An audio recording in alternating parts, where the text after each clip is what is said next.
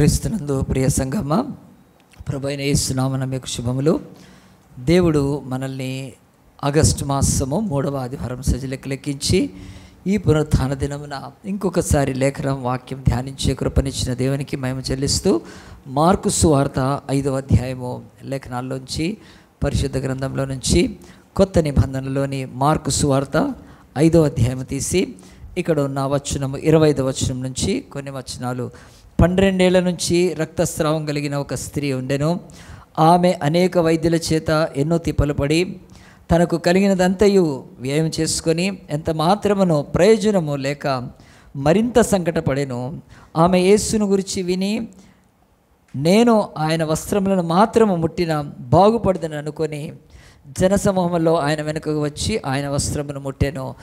ఈ యొక్క లేఖన భాగము, వాక్య భాగము, కొత్త నిబంధనలో ఉన్న ఈ భాగము దేవుడు మనకు మరి అనుగ్రహించి అనేక సార్లు ఈ వాక్యాన్ని కూడా మనము ధ్యానించాము. కానీ ఈరోజు యేసు ప్రభు యొక్క వాక్యం ఇక్కడ మనకు ఇంకొక కోణంలో నుంచి భిన్నమైన ఆ యొక్క స్థితి నుంచి అర్థం కావాలనే ఈ సమయంలో మనము ఈ వాక్యాన్ని ధ్యానిస్తున్నాం. యేసు ప్రభు ఆయన ఈ యొక్క వాక్య భాగానికి పైన యేసు ప్రభు గలిలయ ప్రాంతానికి చెందినవాడు. ఇశ్రాయేలు అనే దేశంలో 3 భాగాలు ఉండేవి కనుక ఆనాడు కాలంలో గలిలయ అనే ఒక ప్రాంతము, మధ్యలో సమరయ అనే ప్రాంతము, కింద యూదయ అనే ప్రాంతం. సో గలిలయ అనే ప్రాంతము నార్త్, అది ఉత్తర భాగం. ఈరోజు మన ఢిల్లీ ఎలాగునా, కాశ్మీర్ ఎలాగునా, పంజాబ్ ఎలాగునా, ఆ యొక్క యూపీ ఎలాగునా, ఉత్తరప్రదేశ్ పైన ఉన్నాయి ఇండియాలో, అలాగున ఈ గలిలయ ప్రాంతంలో ఒకరోజు యేసు ప్రభు లేచి ఆయన సముద్రం ఉంది అక్కడ, గలిలయ ఆ సముద్రాన్ని దాటి వెళ్ళి గదరేనీలు అనే ఒక దేశంలో 2000 దయ్యాలతో పీడింపబడుతూ తన్ను తాను పొడుచుకుంటూ సమాధుల్లో బతుకుతున్న ఒకడి యొక్క బ్రతుకుకు దేవుడు వెళ్ళి మరి ఆ యొక్క విడుదలిచ్చి వచ్చాడు. అది వచ్చిన తర్వాత ఇది జరిగింది. బ్యాక్ రాగానే యేసు ప్రభువుని అనేకులు వెంబడించడం మొదలుపెట్టారు. ఆ యేసు ప్రభువుని వెంబడించడంలో జన సమూహాలు ఆయన దగ్గరికి రావడం వల్ల అంత ప్రఖ్యాతి, అంత ఫేమస్ ఆ కాలంలో యేసు ప్రభు ఆయన పొందాడు. అలాగున ఆ యేసు ప్రభు ఒకనాడు ఈ గలిలయ ప్రాంతంలో అక్కడి నుంచి వచ్చిన తర్వాత వెళ్తుంటే ఒక 12 ఏళ్ల నుంచి రక్తస్రావం కలిగిన స్త్రీ, ఆమె తన బ్రతుకులో భయంకరమైన పరిస్థితుల్లో ఉండి తనకు యేసు ఎవరో అప్పుడు తెలియనప్పుడు మరి ఈ సంఘటన జరిగి ఉంటే ఆమె 12 ఏళ్ళు గడిచిపోయినాయండి. యేసు సేవలోకి వచ్చినాక మొదటి సంవత్సరమే ఇది జరిగి ఉంటే ఆమె యొక్క జీవితంలో మరి కోల్పోయినట్టే. కానీ యేసు ప్రభు వచ్చినాక ఇది 3వ సంవత్సరం జరిగి ఉంటే అప్పటికే 3 ఏళ్ల నుంచి స్వస్థపరిస్తే ఈమె 9వ సంవత్సరం నుంచి 3 సంవత్సరాలు కోల్పోయింది. సో క్యాలిక్యులేషన్స్ మ్యాథమెటికల్గా చేస్తే మనకైతే బైబిల్లో తెలియదు. కానీ ఆమె బ్రతుకులో విసికి వేసారిపోయి ఆమె బంధింపబడి భయంకరమైన పరిస్థితుల్లో ఉన్నప్పుడు తను మరి యేసు దగ్గరికి వచ్చేటప్పుడు ఆమె తన యొక్క జీవితంలో సమస్తాన్ని కోల్పోయి వచ్చింది. సమస్తాన్ని కోల్పోయి వచ్చిన ఆమె ఇప్పుడు యేసు దగ్గరికి వచ్చి చెప్పుకోవటానికి కూడా లేదు. ఒక స్త్రీ కనుక ఆమెకు ఉన్న ఆ యొక్క మోడస్టీని బట్టి ఆ యొక్క బాధ చెప్పుకోవాలంటే అందరి ఎదుట చాలా కష్టం. ఈరోజు కూడా మన ఇండియాలో స్త్రీలకు డాక్టర్లు, గైనకాలజిస్టులు, లేడీస్ ఎక్కువ చూస్తారు, జెంట్స్ దగ్గరకి వెళ్ళరు వాళ్ళు కనుక అలాగా ఈరోజు ఆడవాళ్ళు కూడా, ఆడపిల్లలు కూడా చదువుకోవడం మెడిసిన్, అది భూమి మీద ఒక మంచిది. ఎందుకంటే స్త్రీల యొక్క బాధలు చెప్పు. మరి యేసు ప్రభు ఒక పురుషుడు, ఆయన చుట్టూ అందరు కూడా శిష్యులు ఉన్నారు. వెళ్ళి బాధ చెప్పుకోవాలంటే కష్టం కనుక ఇది ఇంపార్టెంట్. ఇక రెండోది, అందరి మధ్యలోకి ఆమె రావడం కూడా అది కష్టం. ఎందుకంటే వాళ్ళు యూదులు కనుక. లేవికాండము 15వ అధ్యాయంలో ఈ యొక్క రకమైన వ్యాధి ఉన్నవాళ్ళు, ఈ బలహీనతలు ఉన్నవాళ్ళు అనేకుల గురించి బైబిల్ స్పష్టంగా చెప్పింది. వాళ్ళని అనేకమైన వాటికి నిషేధించేసింది. వాళ్ళ దేవాలయానికి కూడా రాకూడదు ఇలాగున. సో ఈ యొక్క బ్లడ్ బ్లీడింగ్ జరుగుతున్నప్పుడు, ఆ యొక్క స్రావాలు జరుగుతున్నప్పుడు, కుష్టు, పుండ్లు ఇవన్నీ ఉన్నప్పుడు బైబిల్లో తేటగా ఉంది. వాళ్ళకి యూదులకు తెలుసు కనుక వాళ్ళు ఎవరు కూడా రానివ్వరు, తాకనివ్వరు, ముట్టుకొనివ్వరు. అలాంటిది ఇప్పుడు యేసు ప్రభు ఆయన అసలే రబ్బీ, ఆయన బోధకుడు, ఇంకా వాళ్ళ దగ్గరికి వస్తే వాళ్ళు పెట్టి కొడతారు కూడా అసలు. కానీ ఆమెకి ఏమి చేయలేని స్థితి కనుక, చెప్పుకోలేని స్థితి, బాధలో ఉన్న స్థితి కనుక ఒకనొకనాడు యేసు ప్రభు వచ్చింది ఎరిగి పరిగెత్తుకొని ఆ జనసమూహాల్లోకి వచ్చేసింది. వచ్చి ఆమె ముందే అనుకుంది ఏమనంటే, నేను యేసు ప్రభుని అడగడం కాదు, నేను యేసు ప్రభుని వేడుకోవడం కాదు, యేసు ప్రభుని ప్రార్థన చేయటం అని కాదు, కానీ ఆయన శిష్యుల ద్వారా చెప్పించడం కాదు, ఇంకెవరైనా రికమెండ్ చేయటం కాదు, లేకపోతే ఆయన ఉండే ఆయన వాక్యం చెప్పే దేవాలయం కానీ ఇంకెక్కడికైనా కాదు, జస్ట్ స్ట్రీట్లో ఆ యొక్క వీధిలో వెళ్తుంటే ముట్టుకొని నేను స్వస్థపడాలి అనే ఒక ఆశ, నమ్మకం కలిగినప్పుడు ప్రాక్టికల్గా అది చేసి చూసింది. యేసు దగ్గరికి వెళ్ళినప్పుడు ఆయనకు ఎంత శక్తి చేత అభిషేకింపబడ్డాడంటే యేసు యొక్క మాట అక్కర్లేదు, ఆయన ప్రార్థన అక్కర్లేదు, ఆయన టచ్ అక్కర్లేదు, ఏమీ కూడా కాదు. అంత శక్తిమంతుడు ఆయన. ఆయన తాకితే చాలు నాకు స్వస్థత వస్తుందని గట్టిగా చెప్పండి కొడదాం. ఎంత ఫెయిత్ ఉందండి ఆమెలో కదా. కనుక ఆ యొక్క ఫెయిత్ ఆమెలో ఉన్నదని బట్టి వెళ్ళింది, అలాగునే చెంగును తాకింది. తాకిన వెంటనే బైబిల్ చెప్తుంది ఆమెకు స్వస్థత కలిగి బాగైపోయింది. ఆ బాగైపోయింది కూడా శరీరంలో తెలుస్తుంది ఆమెకు ఇమ్మీడియట్గా. చాలాసార్లు డాక్టర్లు బాగుందా బాగుందా అంటారు, 4 సార్లు బాగుంది కనుక బాగుంది అనాల్సి వస్తుంది. ఏం చేస్తాం కదా. అట్లా పాపం మనకు కలిగేది డాక్టర్కి తెలియదు కదండి, మనమే అడిగితే చెప్తే అప్పుడు అతనికి తెలుస్తుంది ఎట్లా ఉంది. కానీ యేసు ప్రభువుకు అవసరం లేదు. ఈ యొక్క స్వస్థత పొందిన స్త్రీకి కూడా స్పష్టంగా తెలుస్తుంది తను బాగుపడినాడు. ఏదో ఒక ఆమెలో మార్పు తక్షణమే జరిగిందని. ఇక్కడ ఎవరైనా ఉన్నారు, ఎవరైనా మరి ఆ యొక్క సాకెట్ అంటారు, ప్లగ్ కాదు సాకెట్, దాంట్లో చేయి పెడితే ఎట్లా ఉంటుందని ఎవరైనా అడగాలండి? ఇంతవరకు ఎవరికైనా డౌట్ ఉందా? కరెంట్లో పోయి పెడితే కదా ఎట్లా ఉందని ఎవరైనా అడగనక్కర్లేదండి. ఎందుకంటే షాక్ అనేది ఇమ్మీడియట్గా తెలుస్తుందండి. సో అంత వేగవంతంగా యేసుప్రభు స్వస్థపరుస్తాడు. అంటే ఫ్రాక్షన్ ఆఫ్ సెకండ్లో ఆమె మంచిగా అయిపోయింది. కాగానే అర్థమైపోయింది ఇదేంటి నాకు అంటే, ఆమె తాకంగానే యేసుప్రభు యొక్క వస్త్రాన్ని మంచిగా అయిపోయిన వెంటనే యేసుప్రభు మాత్రం ఆగిపోయాడు. ఆగిపోయా జనసమూహాలు ఏమన్నంటే ఎవరో నన్ను తాకారు, ఎవరో నన్ను ముట్టారు. ఎందుకంటే ఆయనకు ప్రభావం పోయినట్టు తెలిసిందని ఉంది బైబిల్లో. యేసుకు కూడా తెలుస్తుంది ప్రభావం. అంటే ఇక్కడ బైబిల్ చెప్తుంది స్వస్థపరిచే యేసుకు తెలుస్తుంది, స్వస్థపడ్డ ఈమెకు తెలుస్తుంది. ఇది ఇద్దరి మధ్యలో ఎప్పటికీ ఉండేదండి. ఇది మంచిగా వినండి. ఈరోజు కూడా రక్షణ పొంది మారుమనసు పొంది యేసు దేవుడని నమ్ముకున్న వాళ్ళలో తెలుస్తుంది. యేసుకు కూడా తెలిసి ఈ బిడ్డ నన్ను నమ్మిందని. ఇక మిగతా వాళ్ళకి ఎవరికి తెలియదండి. ఇది తెలియకనే నువ్వు మతం మారావా, నువ్వు మతం మార్చుకున్నావా కదా, నీకు రైస్ బ్యాగ్ ఇచ్చి మతం మార్చారా, డబ్బులు ఇచ్చి మతం మార్చారా, ప్రలోభం ఈ దిక్కుమాలిన మాటలన్నీ భూమి మీద ఎందుకున్నాయంటే దే కెనాట్ సీ, వాళ్ళు చూడలేరు హృదయాల్లో జరిగిన they cannot even experience that thing. వాళ్ళకి ఎప్పటికీ తెలియదు. ఎంతసేపు వీళ్ళు కన్వర్ట్ అయ్యారు, వీళ్ళు దేవుని వదిలిపెట్టారు, విగ్రహాన్ని వదిలి, ఇదే గోల తప్ప పరమందున్న దేవుడికి తెలుసు ఏ హృదయంలో కార్యము జరిగిందో, ఏ ఏ యొక్క పాపి తన్ను ఆశ్రయించాడో యేసుకు తెలుస్తుంది. కనుక ఇక్కడ బైబిల్ ఏం చెప్తుందంటే ఎవ్వరికి తెలియకపోయినా పర్లేదు, ఆమెకు తెలిసింది. రెండవది ఆ యొక్క స్వస్థత ఇచ్చిన విడుదల ఇచ్చిన యేసుకు తెలుస్తుంది. అంతేనండి. మీరు గుర్తుపెట్టుకొని చర్చకు వస్తున్నారు, మీరు ఎవ్వరు మీ విషయం ఏమనుకున్నా మీకు కాదు. నీకు స్వస్థత కలిగిందా, విడుదల కలిగిందా, లేకపోతే నెమ్మది కలిగిందా, సమాధానం కలిగిందా, ఏదైనా సరే అడిగితే సాక్ష్యం చెప్పండి. లేకపోతే నీకు దేవుడికి మధ్యలో తప్ప బయట దేవుడిని మనం వ్యక్తపరచడానికి, బయట మనం ఈ లోకంలో ఎగ్జిబిషన్ చేసుకోవటానికి అక్కర్లేదండి. కనుక ఈరోజు దేవుడు అంటే ఎన్ని వేషాలు వేసుకోవాల్సి వస్తుంది, ఒక్కొక్కడికి ఎన్నెన్ని తిప్పలు పడాల్సి వస్తుంది దేవుడిని చూపించుకోవటానికి. పెద్ద బొమ్మ పెట్టాలి దేవుడు అంటే. దేవుడు అన్నాడు ఆయనకు అవసరం లేదు. గాలి ఎలాగున కనిపించదో దాని ప్రభావం ఉంటుందో దేవుడి కార్యాలు అలాగుంటాయి. కనుక ఆమెలో కార్యం జరిగిపోయింది. 100% ఆమె మంచిగా అయిపోయింది. ఆ కార్యం జరిగింది 100% దేవుడికి తెలుసు. అప్పుడు యేసు నోరు తెరిచి అంటున్నాడు, నన్ను ఎవరో తాకారు, ఎవరో ముట్టారు అన్నప్పుడు అప్పుడు అక్కడ ఉన్న శిష్యులకు కొంచెము ఆగిపోయాడు యేసుప్రభు వెళ్ళాలి కనుక. అప్పుడు శిష్యులు అన్నారు, ప్రభువా జనసమూహాలు నీ మీద ఇంతగా పడుతుంటే నిన్ను ఎవరో తాకారని ఎందుకంటావు అంటే, ఈ మెంటల్ మాట ఏంటి, ఈ అవివేకమైన మాట ఏంటి, ఈ విచక్షణ లేని మాట ఏమిటి కదండి. మనం ఒక ఆర్టీసీ బస్సులో వెళ్తున్నాం, ఫుల్గా ఉంది, కానీ ఎవరో నన్ను తాకుతున్నారంటే మొయినోరు అంటారు. ఎందుకు అందరూ పడి తోసుకుంటుంటే ఇంకెవరో తాకడం ఏంటంటే ఆర్టీసీ బస్సులో ఒకసారి కిక్కిరిసిపోతుంటాయి కదా, ట్రైన్లు కూడా పండగలప్పుడు. అప్పుడు ఎవరో తాకుతున్నారంటే ఏంటండి, అసలు ఎవరు తాకుతున్నారో తెలియదు అక్కడ. అట్లాంటివి వేరే నడుస్తుంటాయి అక్కడ. అంత దరిద్రంగా ఉన్నప్పుడు ఆలోచించండి. ఈరోజు యేసుప్రభు అన్నాడు నన్ను ఎవరో తాకారంటే సయ్యా నువ్వు లాజిక్ లేకుండా కదా ఎంత పిచ్చిగా మాట్లాడుతున్నావు, కామన్ సెన్స్ లేకుండా అన్నప్పుడు యేసుప్రభు అన్నాడు కాదు నన్ను ఎవరో తాకారు అని చెప్పి యేసుప్రభు నిలబడిపోయినప్పుడు ఆ యొక్క యేసుప్రభు నిలబడంగానే ఈ యొక్క స్త్రీకి అర్థమైపోయింది ఇప్పుడు యేసు నన్ను పిలిచి నన్ను అడిగితే నన్ను అడిగావా, నన్ను ముట్టుకోవటానికి పర్మిషన్ తీసుకున్నావా నువ్వు అని చెప్పి గద్దించి, లేకపోతే అట్లా అనే దేవుడని అనుకోలేదండి. కానీ ఆమె ఏమి భయపడిందంటే మళ్ళీ ఈ స్వస్థత ఎక్కడ వెళ్ళిపోద్దో, బ్యాక్ వెళ్ళిపోద్దో, అంత భయపడిపోయిందా.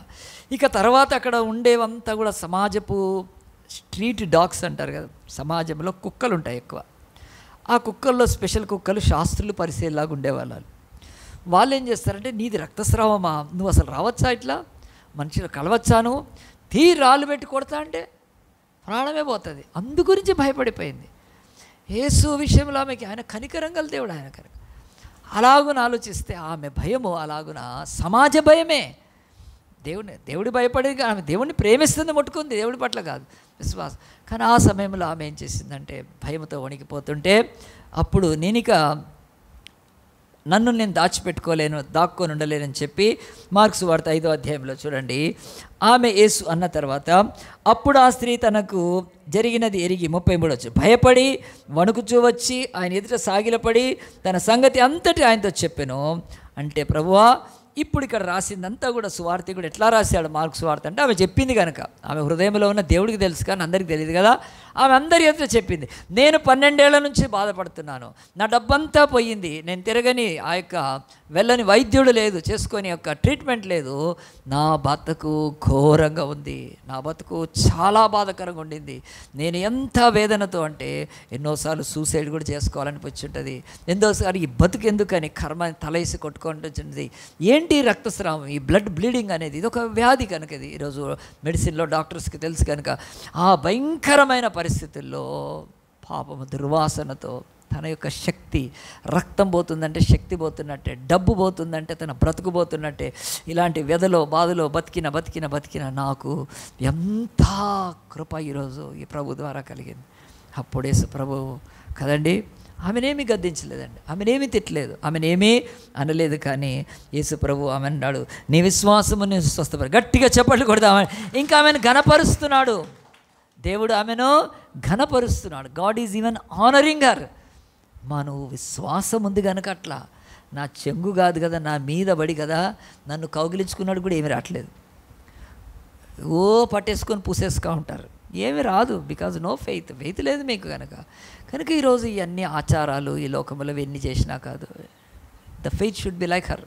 ఆమెకున్న ఫెయిత్ ఉంటే అని చెప్పేసి. రెండోది, ఆయన అమ్మ 12 ఏళ్ళు కదా, ఏమైనా మిగిలిందా నీ దగ్గర, మొత్తం పెట్టేసావా కదా, ఏమైనా డబ్బు ఉంటే మాకు ఆఫరింగ్ మా శిష్యులకి ఇమ్మని అన్నాడండి.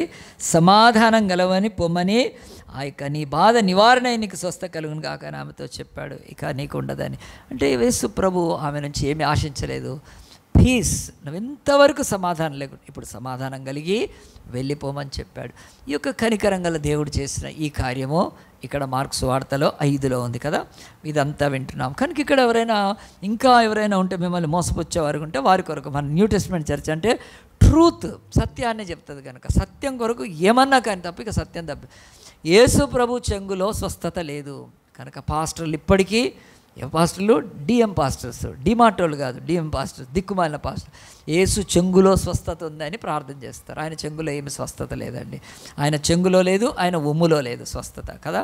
కనుక మనము అది బుద్ధిహీనత, అది అజ్ఞానం కనుక ఎక్కడ యేసు ప్రభు చెప్పలేదు. ఈ బైబిల్లో ఉన్న 1189 అధ్యాయాల్లో నేను ఇన్నిసార్లు చదివాను, ఎక్కడ కూడా ఆయన చెంగులో స్వస్థత ఉన్నట్టు కానీ ఆయన యొక్క ఉమ్ములో స్వస్థత ఉన్న కనుకంటే, ఎందుకంటే యాసకో ప్రాసకో ప్రార్థనలు పాస్టర్లు ప్రార్థన చేసేస్తారు.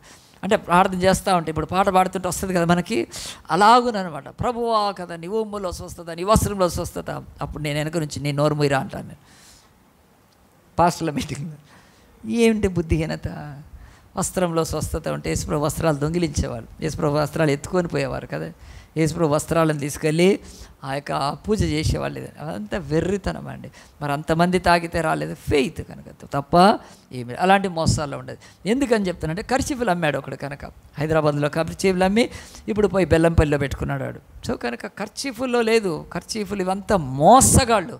కరిస్మాటిక్ చర్చ చేస్తుంది, వాటిలలో ఉంటుందని మంత్రగాళ్ళు చేసేలాంటిగానా ఆ యొక్క బట్టల్లో ఉంటుంది, దాంట్లో ఉంటుంది, ఆయిల్లో ఉంటుంది.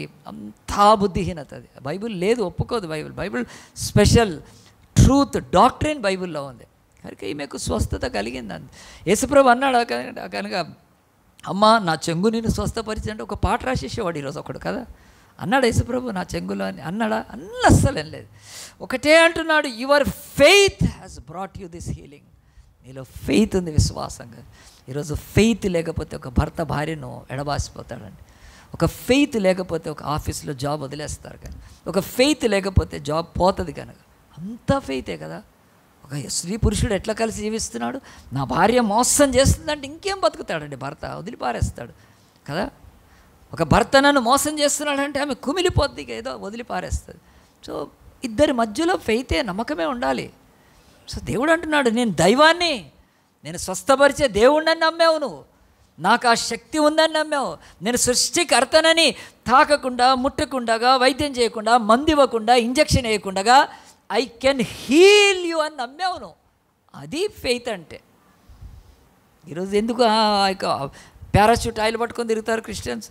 నాలా చెక్కే పాస్టర్ లేడు, వాళ్ళకి విశ్వాసాలకు చెవులు లేవు కనుక సస్తున్నారు అట్లే. కనుక ఇంకా ఆయిల్ బాటిల్ పట్టుకొని తిరుగుతూ ఉన్నారు.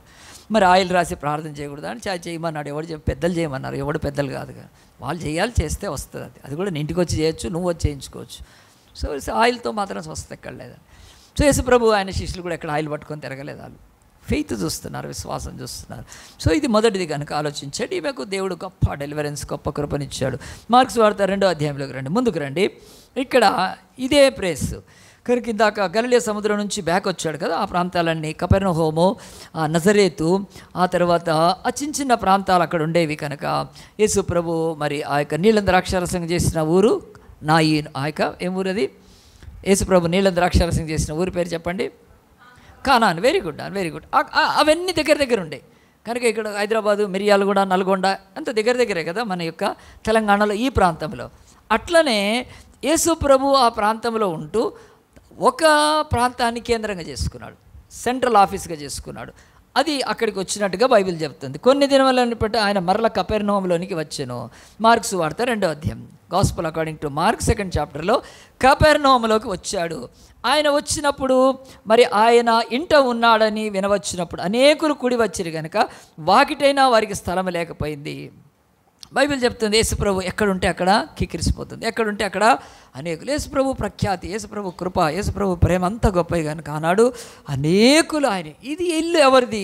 ఇది యేసు ఇల్లా? కాదండి. ఇది బైబిల్ ప్రకారం, బైబిల్ పండితుల ప్రకారం పేతురు ఇల్లు. పేతురు తన ఇంటిని యేసుక్రీస్తుకి ఇచ్చాడు. చాలామంది చర్చికి వచ్చేవాళ్ళు, వాళ్ళ ఇంటిలో ఒక్కరోజు ప్రార్థన ఉండదండి, ఒక్కరోజు పాస్టర్ అడిగిపెట్టినట్టు కూడా ఉండదు. ఎందుకు అనంటే వాళ్ళ బతుకుల్లో అదొక దరిద్రమే చెప్పాలంటే. కనుక మన ఇంటికి సేవకుడు వస్తే తప్పు లేదండి, రావచ్చు తప్పకుండా. ఒక సేవకుడికి ఇల్లు ఇచ్చినవాడు పేతురు కనుక భూమి మీద ఇల్లుని ఇచ్చేసాడు, వాడుకోమని ఇచ్చేసాడండి. చాలామంది ఉన్నారు, మీరు అనుకోవటానికి కాదండి. నేను ఎంత వ్యతిరేకంగా ఉన్నా అంత అనుకూలంగా ఉన్నవారు. ఈరోజు హైత్నగర్లో ఉన్న ఒక పాస్టర్ ఉన్నాడు, ఆయనకి ఎక్కడ లేకపోతే ఒకళ్ళు ఇల్లు ఇచ్చేసారండి. వాళ్ళ ఇల్లు మేము కింద ఉంటాం పాస్టర్, పైన వాడుకోమంటే అక్కడ ఆ యొక్క సంఘం నడుస్తూ ఉంటుంది. నేను అడిగాను మరి ఎట్లా ఇచ్చారంటే వాళ్ళు చాలా ప్రేమ గల్లోళ్ళు.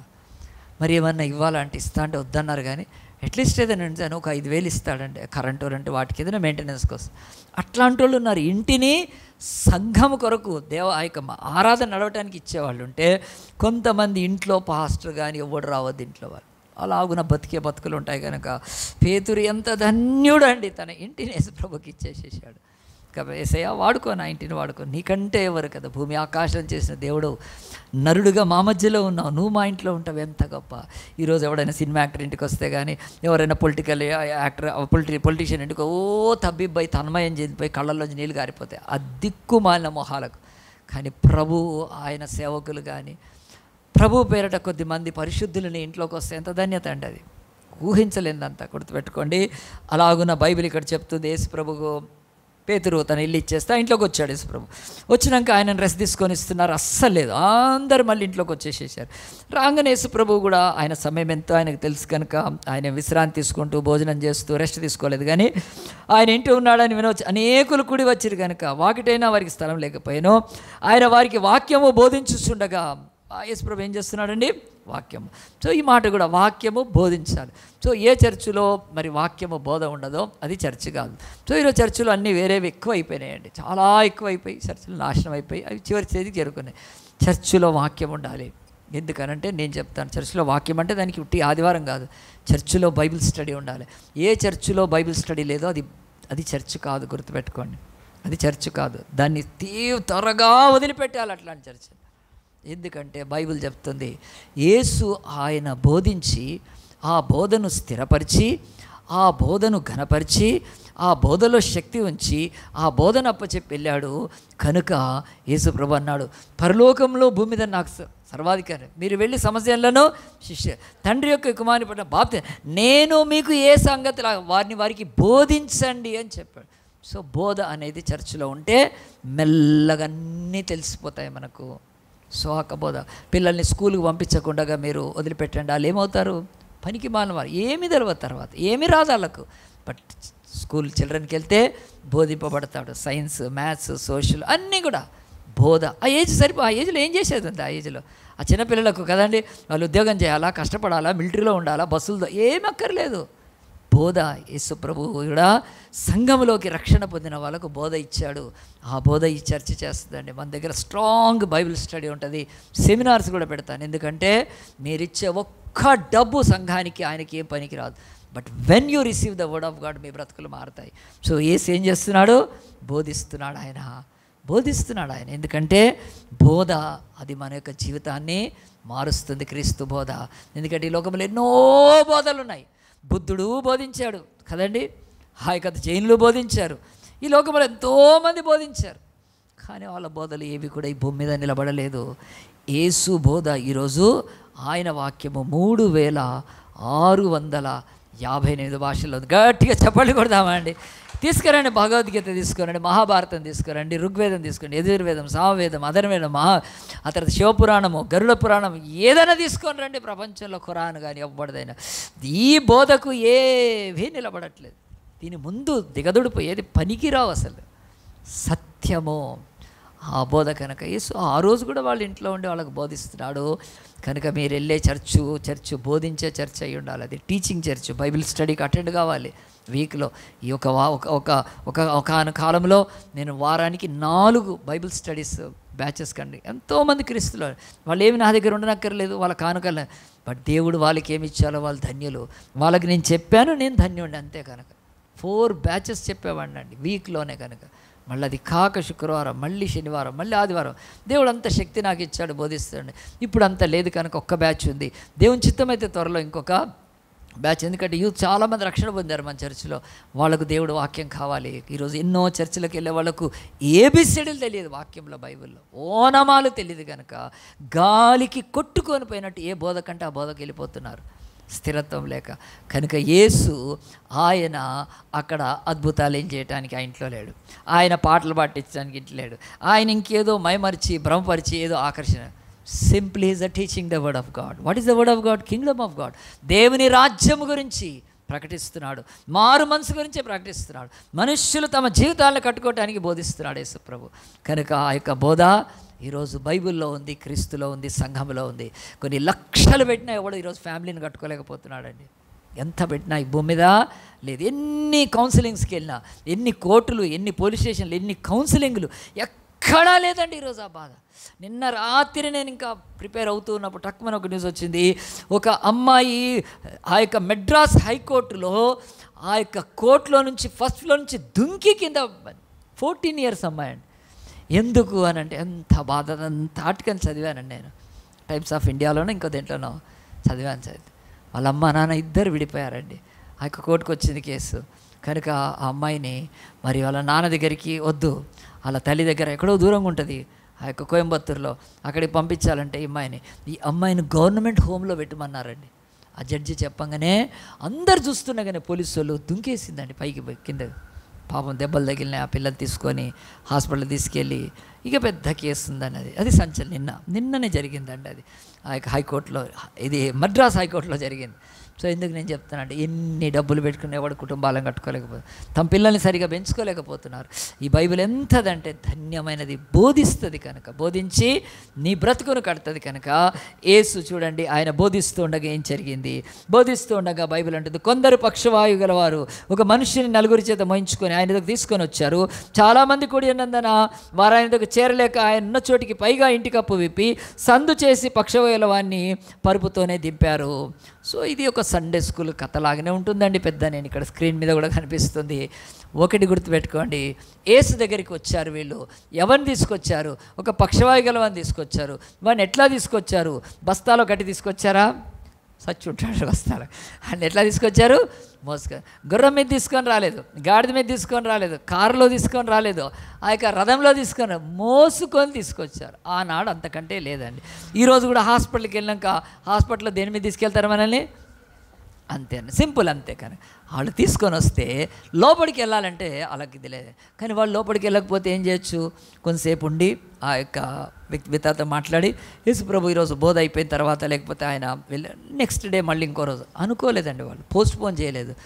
ఇప్పుడు ఎట్టి పరిస్థితుల్లో యేసు దగ్గరికి తీసుకెళ్ళాలి వీడిని అని దృఢ నిశ్చయంతో ఏం చేశారంటే, లోపలికి వెళ్ళలేక వాళ్ళు పైకెక్కి కప్పు విప్పి ఆ కప్పులో నుంచి కిందికి దించేసేస్తున్నారు. ఇక్కడ బైబిల్లో ఇవి రాస్తే ఇది విడ్డూరంగా ఉన్నప్పటికీ మనకు ఒకటి తెలుస్తుంది. వాళ్ళలోంచి గ్రహించాల్సింది, ఒకళ్ళు యేసు దగ్గరికి రావాలంటే ఆటంకాలు చాలా ఉంటాయి.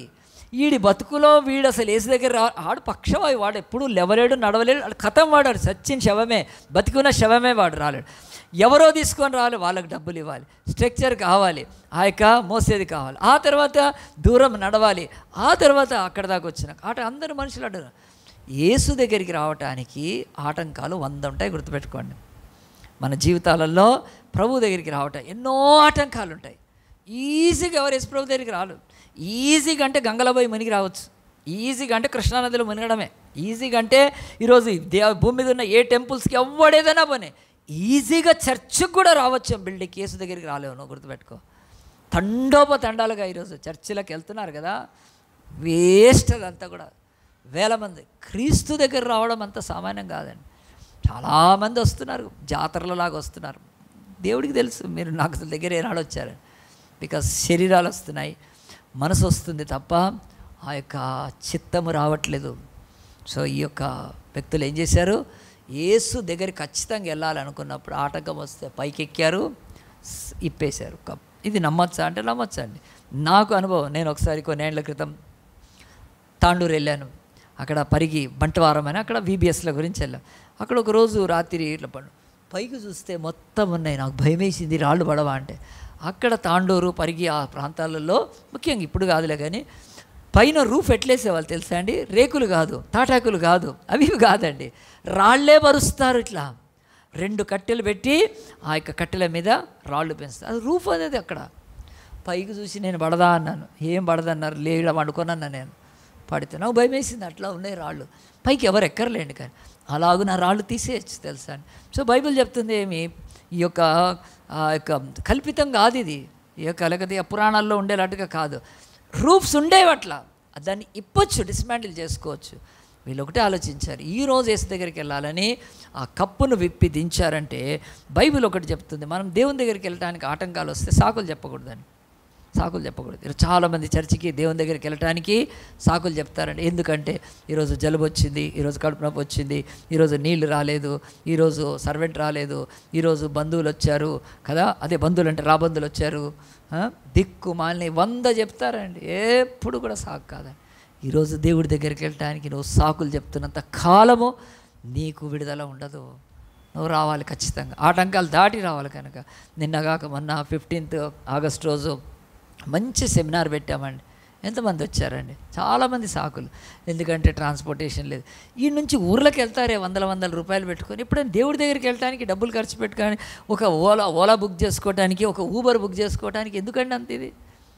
ఒకప్పుడు తెలియనప్పుడు మేము వ్యాన్ పెట్టాము, ఉంటే పెడతాం కనుక.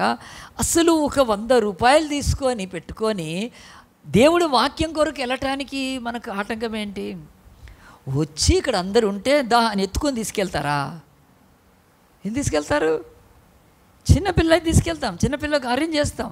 ఇక్కడ VBS మన దగ్గర అవుతున్నప్పుడు నేను పెద్ద వెహికల్స్ అరేంజ్ చేస్తాను, ₹1000 కదా. తమ్ముడు ఆ యొక్క దన్ను మాట్లాడతాడు, శరణ్ మాట్లాడతాడు, వెహికల్ మహేష్ వాళ్ళు వీళ్ళు మాట్లాడతారు, అన్నా వెహికల్ ఇక్కడ ఉందన్నా మాట్లాడు, ఎంత అంటే 10,000 అడితే 10,000 కాదు 8,000. ఇక్కడ నుంచి 8,000 ఇస్తాం దానికి, తెలుసా అండి. ORRకి ఎవరాళ్ళు చిల్డ్రన్, వాళ్ళు రాలేరు కనుక పిల్లలందరినీ. మరి పెద్దోళ్ళకి ఏమవుతుందండి, ఒక 100-200 ఖర్చు పెట్టుకోవాలి. అంత పిసినారోళ్ళ, అంత ఇది లేకుండా ఉందా దేవుడికి. మళ్ళీ ఊర్లోకి పోతారు కదా, ₹100-100 ఏమి ఆర్టీసీ ఫ్రీగా తీసుకెళ్తాడా? ఏదో కొన్ని బస్సులు ఫ్రీ, అన్నీ కాదు కదా. ఈరోజు సాకులు చెప్తున్నారు. దేవుడి యొక్క వాక్యం కానీ దేవుడు కృప ఇస్తున్నప్పుడు సాకులు చెప్తున్నారు కనుక, సాకుల్లో ఉంటే బంధకాల్లోనే ఉంటారు, ఉండండి, నో ప్రాబ్లం. వీడు ఒకవేళ వెనక్కి వెళ్ళిపోదాం అనుకుంటుంటే పోయి పడుండు ఆ పడక మీదనే, బతుకులో సావట్లే సావు. నేను ఎవ్వడు బాగు చేసేవాడు లేడు. ఆ పడక కాదు, వాడు అంటున్నాడు తీసుకెళ్ళండి నన్ను పైకి, నేను యేసుని చూడాలి, అంతే, యేసుని చూడాలి. కప్పు ఇప్పండి అంటే కప్పు కూడా ఇప్పారు, మరి కింద పడేస్తారా? పడితే దించండి అని. ఎంత మంచిగా ఉందండి. ఈరోజు క్రీస్తు వద్దకు రావటానికి అనేకులు సాకులు చెప్తారండి. సో వీళ్ళ యొక్క సాకు లేదు, వాళ్ళలో ఏమీ లేదండి. మరి తీసుకొచ్చినప్పుడు బైబిల్ ఏం చెప్తుంది? యేసుప్రభు ఏమైనా అఫెండ్ అయ్యాడా? ఏమీ కాలేదండి. చూడండి, యేసు వారి విశ్వాసం చూచి కుమారుడా నీ పాపాలు క్షమించబడాను అన్నప్పుడు ఇక్కడ బైబిల్లో రాయబడ్డట్టుగా యేసు అతనికి కావాల్సింది ఇవ్వటానికి ఇష్టపడ్డాడు. అతడికి కావాల్సింది మొదటిది క్షమాపణ గనుక, అదే గనుక అతని యొక్క జీవితంలో అది ఇచ్చాడు. ఆ పాప క్షమాపణ గురించి మాట్లాడుతుంటే అక్కడ ఎవరున్నారు? శాస్త్రులు, పరిశీలనారు. శాస్త్రులు, పరిశీలు ఎవరు? వీళ్ళొక్క కుక్కలు కనుక. ఆనాడు కూడా మతోన్మాద కుక్కలు, ఈరోజు కాదు అప్పట్లోనే ఉన్నారు. యేసు ప్రభుని ఈయనెవరు? పాపాలకి దేవుడు ఒక్కడే కదా పాపాలు క్షమించడానికి. వాళ్ళ హృదయాల్లో ఉన్న మాట తన ఆత్మలో యేసు ప్రభు ఎరిగి ఏం చేశాడు తెలుసా? పాపములు క్షమించటానికి మనుష్య కుమారునికి అది. ఈరోజు తెలుసుకోండి, పాపాలు క్షమించడం వలన తేలికనా? నువ్వు లేచి నీ పరిపెత్తుకున్నాడు అంతే అని దేవుడు వాళ్ళను కన్ఫ్యూజన్లో, అంటే ఆలోచించండి అని చెప్పి వాడిని చూచి ఏం చేశాడంటే లేచి నీ పరిపెత్తుకోమన్నప్పుడు దేవుని యొక్క వాక్యం చూడండి. ఆ యొక్క వాక్యంలో నీవు లేచి నీ పరిపెత్తుకొని ఇంటికి పొమ్మని నీతో చెప్పుచున్నానగా తక్షణమే వాడు లేచి పరిపెత్తుకొని వారందరి ఎదురు నడిచిపోయాను. గట్టిగా చప్పట్లు కొడదామండి. వారు విభ్రాంతి నొందిరి. ఆశ్చర్యపోయారు అసలు మన మధ్యలో ఇలాంటి కార్యాలు. ఎందుకంటే వాడు ఎవడో తెలుసు, వాడు పక్షవాతం ఎప్పుడు పడినాడో తెలుసు, వాడి ఇల్లు తెలుసు, వాడు అడ్రస్ తెలుసు, వాళ్ళ అక్క అన్న అందరు తెలుసు వాళ్ళకు. వాళ్ళ కళ్ళ ముందు ఊహించలేని అద్భుతం ఒకటి జరిగిపోయింది. చూసి ఏంద్రా నాయన దేవుడు ఉన్నాడా మన మధ్యలో, దేవుడు తప్ప ఎవడు చేయగలుగుతాడు ఇవి అని అనుకున్నారు. కానీ సో ఈ యొక్క బైబిల్లో నేను ఇది కూడా ఎందుకు తీసుకొని చెప్పానంటే ఈరోజు ఇవి రెండు చూద్దాం. చూడండి, ఇక్కడ ఈమె ఆ యొక్క స్వస్థత లేకుండా పడి ఉండడము, ఆ యొక్క ఈ రెండు బొమ్మలు కలిపి దేవుని సన్నిధిలో చూద్దాము. ఇదిగో ఈమె యొక్క ఆ యొక్క విడుదల 12 ఏళ్ళ నుంచి యేసు దగ్గరికి, అవతల ఆయన పక్షవాయువులు. ఈ రెండింటి గురించి నేను ఈరోజు ఎందుకు చెప్తున్నానంటే ఇది ఆగస్టు మాసం కనుక చెప్తున్నా. అంటే ఎవరన్నా పాస్టర్ ఆగస్టులో ఇవే తీసుకుంటావా నువ్వు అని? కాదండి, అది కాదు. ఆగస్ట్ అంటే మన భారతదేశపు కాంటెక్స్ట్ చెప్తున్నాను. భారతదేశము స్వేచ్ఛా వాయువులు పీల్చుకొని ఆ యొక్క గొప్ప స్వాతంత్రపు ఆ యొక్క ఆనందాన్ని, స్వేచ్ఛను అనుభవించడం ప్రారంభించి 79 సంవత్సరాలు అయితే ఆగస్టు మాసం మాత్రం ఖచ్చితంగా ఫ్రీడమే. సో ఈ ఫ్రీడమ్ మనకు మంచి గుర్తుంటుందని ఈ నెలలో మీకు నేను చెప్తాను. బైబిల్లో ఫ్రీడమ్ గురించి ఉంది. ఫ్రీడమ్ అనే మాట 62 టైమ్స్ బైబిల్లో ఉంది, 62 సార్లు ఉంది. మరి ఫ్రీడమ్ అంటే ఏంటి? స్వాతంత్రం అంటే ఏమిటి? స్వాతంత్రం అంటే ఏమిటి అంటే చెప్పాలంటే ఈ లోకములో ఎవ్వడికి కూడా స్వాతంత్రం ఉన్నప్పుడు తెలియట్లేదండి. ఈ స్వాతంత్ర విషయంలో మంచిగా వినండి. అసలు ఫ్రీడమ్ ఉన్నప్పుడు ఎవ్వడికి ఆ ఫ్రీడమ్ గురించి అర్థం కాదండి. ఆ ఫ్రీడమ్ పోయినాక అర్థమవుతుంది, గుర్తుపెట్టుకోండి. అందు గురించే బైబిల్ స్వాతంత్రం గురించి మాట్లాడుతూ ఈ భూమి మీద మనుషులకు స్వాతంత్రం కావాలి. ఎందుకో దేంట్లో నేనేమైనా మాట్లాడాలనుకుంటే నాకేం కావాలి? వాక్ స్వాతంత్రం కావాలి. నేను ఏదైనా ఒక కొనుక్కోవాలి, చెయ్యాలి అంటే నాకు ఆర్థిక స్వాతంత్రం కావాలి, రావాలా ఫ్రీడమ్. అంతేకాదు నేను ఏదైనా ఒక మతాన్ని అవలంబించాలంటే నాకు మత స్వేచ్ఛ కావాలి. ఇలాగున నాకు ఆ యొక్క ఓటు వేయాలంటే ఆ యొక్క స్వాతంత్రం ఉండాలి. ఓటు వేసే హక్కు అంతకుముందు ఉండేది కాదు మన భారతదేశంలో. అలాగున అనేకమైన చోట్ల స్వాతంత్రం ఉంటే భావ స్వాతంత్రంతో పాటు వాక్ స్వాతంత్రంతో పాటు అనేకమైన ఇప్పుడు ఆ యొక్క ఒక డైరెక్టర్ ఉన్నాడు, ఆయన పేరు రామ్ గోపాల్ వర్మ కదా. ఆడు ఎట్లాంటి పడితే అంటే సినిమా తీస్తాడు. ఎందుకండి ఇక్కడ దేశంలో స్వాతంత్రం ఉంది. అదే వేరే దేశంలో ఒరియాలో పోయి ఆఫ్ఘనిస్తాన్ ఎత్తి లోపడేసి చంపేస్తారు. ఎట్లా తీస్తాడండి రామ్ గోపాల్ వర్మ? భయంకరమైనది తీస్తాడు.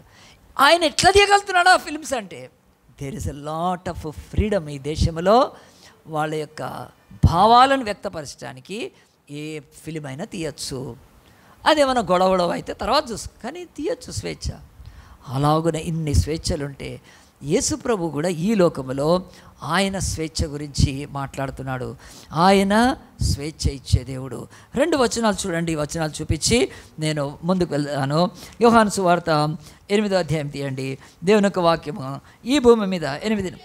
కాబట్టి యేసు 42 తను నమ్మిన యూదులతో, మీరు నా వాక్యమందు నిలిచిన వారైతే నిజముగా సత్యమును గ్రహిస్తారు, అప్పుడు సత్యం మిమ్మల్ని 8:31 అండి, 8:31-32లో ఉంటుంది. కనుక యోహాను సువార్త 8వ అధ్యాయంలో యేసు ఒకసారి శిష్యులతో వాళ్ళతో యూదులతో మాట్లాడుతాం. ఏంటి మీకు స్వాతంత్రం లేదు, మీకు స్వాతంత్రం కావాలంటే ఏం చేయాలి?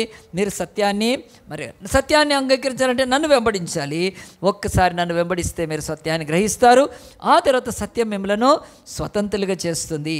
మరి సత్యం మిమ్మల్ని స్వతంత్రులుగా చేస్తుంది. ఆ సత్యం ఎవరు అంటే 36లో కుమారుడు మిమ్మల్ని స్వస్థపరుస్తాడు. అంటే the son shall give you freedom. ఆ కుమారుడు నేనే. కనుక యేసు ప్రభు ఏమన్నాడు? నేనే మార్గము, నేనే సత్యం, ఐ ఆమ్ ద ట్రూత్. నేను ట్రూత్ కనుక మీరు నన్ను వెంబడిస్తే మీకు స్వాతంత్రం వస్తుందని చెప్పాడు. ప్రియ దేవుని బిడ్డలారా, ఆలోచించండి. ఈరోజు ఈ యొక్క స్వాతంత్రం గురించి నేను ఇప్పటికీ 2 మెసేజ్లు చెప్పాను కదండి. చూడండి స్క్రీన్ మీద. ఇదిగో కరువు నుండి స్వాతంత్రము. ఫస్ట్ మెసేజ్ యూట్యూబ్లో ఉంది, మీరు చూడండి. ఇంకెవరికైనా అవసరమైతే కూడా మీరు షేర్ చేయండి. స్వాతంత్రం కరువు నుంచి అంటే ఈ భూమి మీద కరువు మనుషులకు స్వాతంత్రం లేకుండా చేస్తుంది. కానీ ఆమె జీవితంలో చుట్టూ అందరూ ఆకలితో చచ్చిపోతుంటే దేవుడు ఆకలి నుంచి, కరువు నుంచి స్వాతంత్రం ఇచ్చి ఆమెను పోషించాడు.